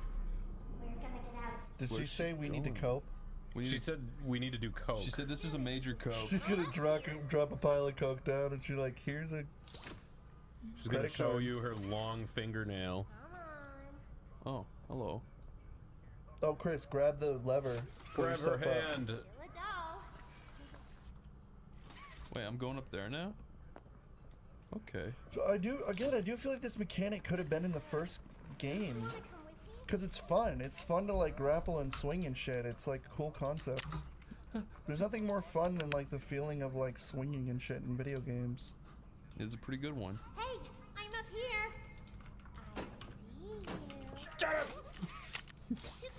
up! I kind of wish they reacted when you punch them in the face. She wants me to follow her in there? Yeah. This is a trap. How on earth? You just trust that thing? I would. A sentient doll that's able to teleport around seems mildly important to follow the advice of. How am I supposed to? Okay, well.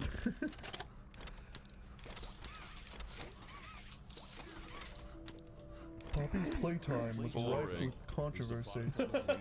Suddenly, the first game gets a bunch of controversy, and the second game has to have this sad, weeping story about how. You're not supposed to go in there, right? He's got to sit down with a dog and go, hey guys. I just want to apologize. I'm truly sorry that Poppy Playtime wasn't what you wanted, but please buy Chapter 2, because it's exactly what you wanted. Get me through. To be fair, in Chapter 1 I was like, can you swing on that or anything? In Chapter 1, you should have been able to fucking swing on things! Name one part of Chapter 1 that would have been enhanced by swinging, Corey. I don't know, knock the floor out in multiple areas in the first part and be able to swing with just Name one simple moment. I don't fucking remember. There was like only 4 parts, and oh, you know what? When Huggy Wuggy was chasing you, that would have been cool. Huggy Fucking Bear. swing from Yeah, him. and you should have had a gun, and you should have been invincible. Oh, dear. I'm not saying be invincible, but you should have had a gun. I do agree. Have you guys seen the Starsky and Hutch movie from 2004? Is this reminding you Is of this with that? Owen Wilson? Yeah. Guess who made that movie? The fucking guy who made Joker. Oh my god, are you fucking serious? Yeah, isn't that crazy? I will say Joker's a better movie. More quotable. I'm going to need you to trust me. Oh my god. Okay. Well, she's in hell now. That was Wiggly Mommy, whatever her name is. How come that wasn't scary? Wiggletta? Because it wasn't a Because, fucking, yeah, I there don't wasn't care a about monster her. coming out. Yeah, it's not a doll coming out. She and was you're kind of scared. freaky too. Like, are you going after her? No, Is Chris, that Wiggletta? Because that was. Oh my god. I'll say Joker's a better movie. More I'm quotable. going to need you to trust me. Oh my god. Okay. Well, she's in hell now. That was Wiggly Mommy.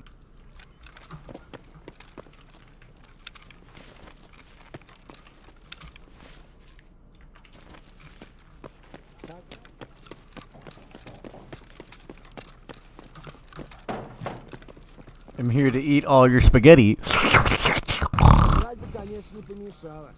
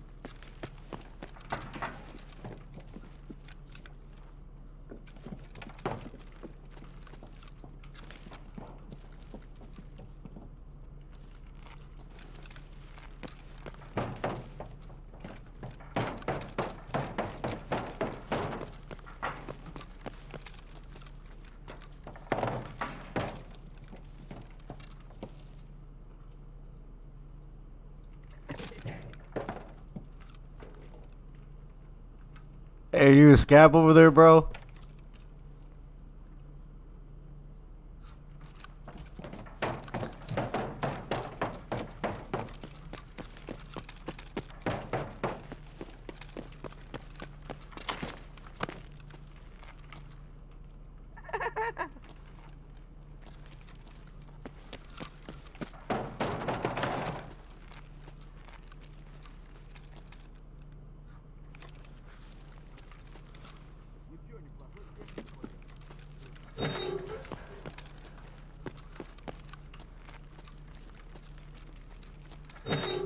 I'm here to eat all your spaghetti.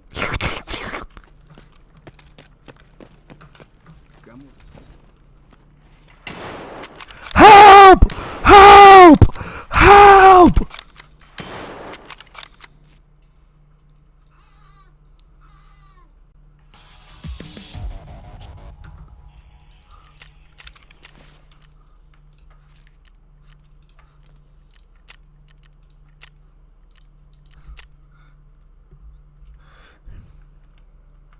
here to eat all your spaghetti. Should keep making this up.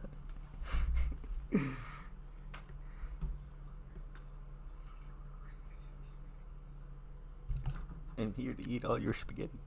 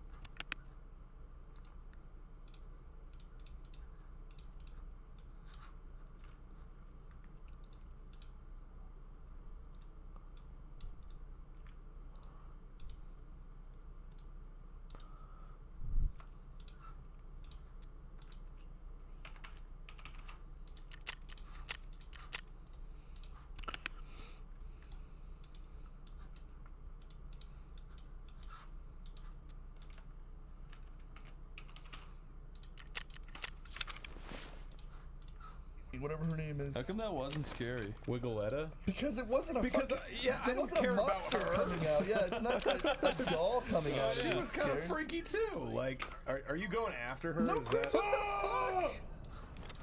That wasn't where you were supposed to Maybe go. it was. It seems like the Chris only is way like to infinitely go. falling. What the hell? Chris, look down. Oh, it's a slide. No, Chris, you were supposed to go here. Oh, okay. Nice. All right, well, Chris, don't listen. Let's have a bit of a crow. There is blood. That is blood. That's not. I wouldn't jump to That's conclusions. not rust. I think it's just ketchup or pizza sauce or something. Pizza. I mean, pizza sauce means a little more. You're gonna walk outside and Maybe sound like that- it's gonna be like a fucking pizzeria. Maybe that creature grabbed your doll friend because they look at just that. want to make her a pizza. All right, Lyle, master of problem solving All right, and listen. unlocking. I don't have all the answers. He's the master of problem solving and unlocking. Oh wait, I have an idea. I have an idea. Stand over Stand here. on it. Oh yeah, no, that's a good idea. No, go on the other side of that blue thing. You almost got it. You almost got it. You got to be on the other side of that blue blue pipe. Here? Yeah. When you grab it, you got to be on the other side of that, right? Lyle, you're a speedius. Yeah. Yeah. See. Good job. Now what? Well, you can actually touch that one Yeah, because now it's on you the can other side touch. of the Yeah, pipe. now you can grab the. So you can go around this one. Yeah. Oh, See? cool. Baby clever. Baby use big words and big brain. Wow. I love That's following cool. this thing. Let's follow it, you Again, like guys. the puzzles are fun, but maybe it could have just been in the first game. This all could have been in the first game, no chapter 2, because this was released later. Why for money. why not just chapter 3 be out already, huh? I agree. Release chapter 3 and then make it a full game. You know and then what? sell it for fucking $5. Why wasn't Avatar 2 just part of Avatar 1 and Avatar? Why did everybody lose their mind over Avatar? I always thought it was the most blandest looking Jesus. fucking movie. No! Did she steal it? No! God, she's cute. Give me that. What? What? Did you see that? Oh, well, she absorbed her essence. Miss Poppy was going to just Fuck you. give you the train code to escape. Now, how is that fun? Instead, why don't you make a game out of it? The game's Well, we need the hand. We're playing a game. just like old You times. stretchy bitch. She's gonna drop Pinky Winky. Give me that. Train code. Mommy loves that idea, Puppy. Is she dead? Like what? Oh no, she's looking around. Oh, her eyes were closed. She's not as scary as the blue dude. No, the blue dude was way freakier. Because he didn't talk. Yeah, she wasn't. Yeah, he was scary because you were in a tiny little enclosed path. You were trying to run, and he would have fucking eaten you. She's just kind of hot, honestly. All right, Chris, you have to go to Musical Mayhem or whatever the fuck she said. She's not scary. Go to Musical Land or whatever. In we go. Welcome. I want my red thing back. What the fuck? It's just a cute little doll, like a ripped apart. Poor thing. Why'd it have blood in it though? Tell me that. Riddle me that, Corey. It's probably made with real human. Oh my god. That's so what I far, think. nothing has indicated that. What do you? The fact that these fucking toys are oozing blood? I don't know. So they're making human toys? Probably. Why can't they have parks like this just for me? Imagine this, if you will. You follow Five Nights at Freddy's footwork, and it's like they have a killer in like a suit that kills kids and stuffs them in suits. So you make a game where you have kids who get killed and get stuffed into toys. I guess. I mean, I guess we'll just have to buy the NFTs to find out. Well, I got news for you. They're already gone. They were up for exactly 3 hours. Well, go through there. Did Matt Pat buy them all and do his lore video? he fucking like ransacked them, and then they had to sell the fucking rights. No, they were just taken away. When do we get to run into that hot tamale? That? Yeah, Pinky Wuggy. Corey. Her name's Stella. What? Yes, I would smash the weird pig monster. Even if I was in McDonald's land, I would be fucking going savage on weird creatures. What the fuck? You know what? I admire that gusto. Let me in, damn it. Going even if I was in McDonald's land, I would be fucking going savage on weird creatures. Why the fuck would they? You know make what? this? I admire that gusto. Let me in, damn it. I want to drive the train. I wish you had the kind of positivity like everyone else does. Everyone thinks I'm a weird pervert, but you are kinda. I always thought that was an endearing trait that nobody wants to bring up. Yeah, Chris, let's go to musical memory. Remember? I'm going. Look, this is blood, dude. That's not fucking. Wait a minute, this must be blood. That's definitely not rust. It's blood. Are you sure? My crackpot theory is they put kids in toys and made weird fucking kid toys monstrosities. Then they got found out. He tried to make his apology video, like you said, Lyle, with his dog in black and white. Didn't work. Playco got shut down. And then here you are as an urban explorer trying to find a place to sleep. I think this broom is the culprit. You sure done showed it. Show you to beat up those kids or This whatever. nightmare Corey is was saying. finally over. Yep. Time to go Let's home. get out of here. Look at that. Woo! Ew. Did you buy your Powerball tickets, Chris? You know you I can't did. win if you don't play. Gotta use my lucky number. 111112. Okay, so what are we doing? Oh, that's. I thought that was balls. I didn't know. Don't shower in that. Okay. Chris, people are gonna start saying things. I don't care. Wait, Chris. Yeah? I feel like you have to catch it in something. Need to fix this. Yeah.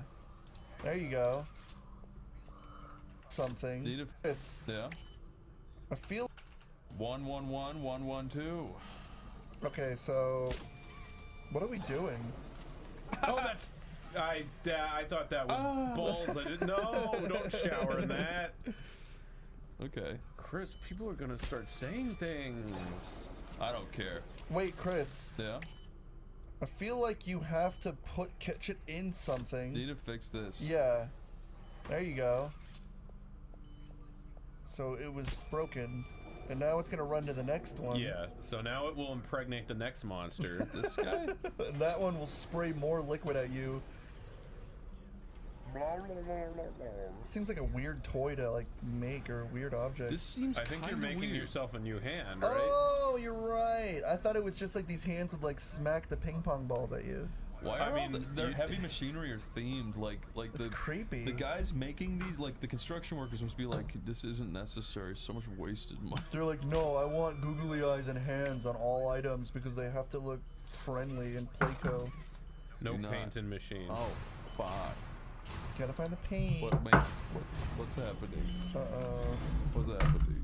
Chris, go to the green button over there. And Wigglerella's pounding on the walls. Wigglerella? I don't remember her fucking name, but... What's funny. happening? I don't know. It sounds like Wiggly's trying to get in. It's not good. Huggy Wuggy wants to open up. Who goes there? Watch the... I don't know what you call it. Green. Oh, you're getting a green hand to put on your thing. Ah! Shoot green power outlet. Oh, you can hold electricity? That's sick. She did you a favor by ripping your hand off and tell you exactly where to get this, and maybe you're letting her out. Maybe that's the game theory, that she's helping you. Whoa, let MatPat get a hold of the theory Maybe- before you start making theories. No, I can have my own too. What's happening? Oh, there's one. And then you just Yeah, stick it just in the put it pink in. hole. There we go. Whee! I did like how stupid easy that puzzle was. I like how Nice. we didn't have to read anything. Yeah, that's what I'm saying. Like, this game is like, the puzzles are so simple, they just keep the game moving, and that's what you want, you know? That's what you want. Scare the fuck out of me, but keep the game moving. I will say so far, the first game, a little better with the atmosphere. I feel like when you introduce the big, like, pink swirly lady, it's not going to be as scary. Give me one of those. Give me available. Give me an hand, will you? You just click one, Chris. Yeah! Upgrade! Okay. Temporary electricity. Then go hit the green switch. Yeah.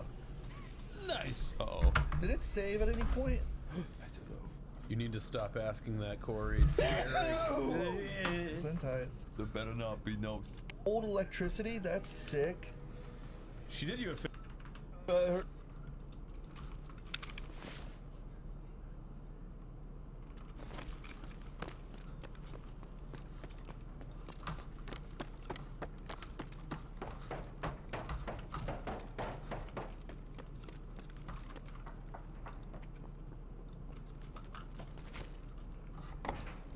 I'm here to eat all your spaghetti.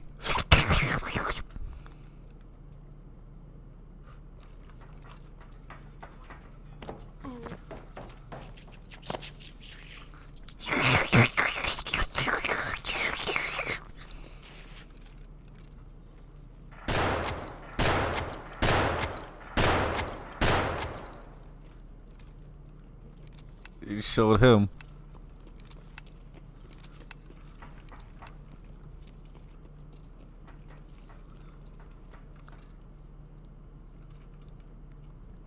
I'm here to eat all your spaghetti.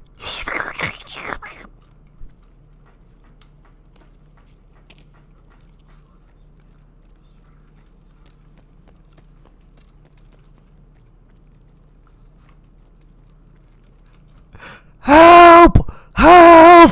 Help!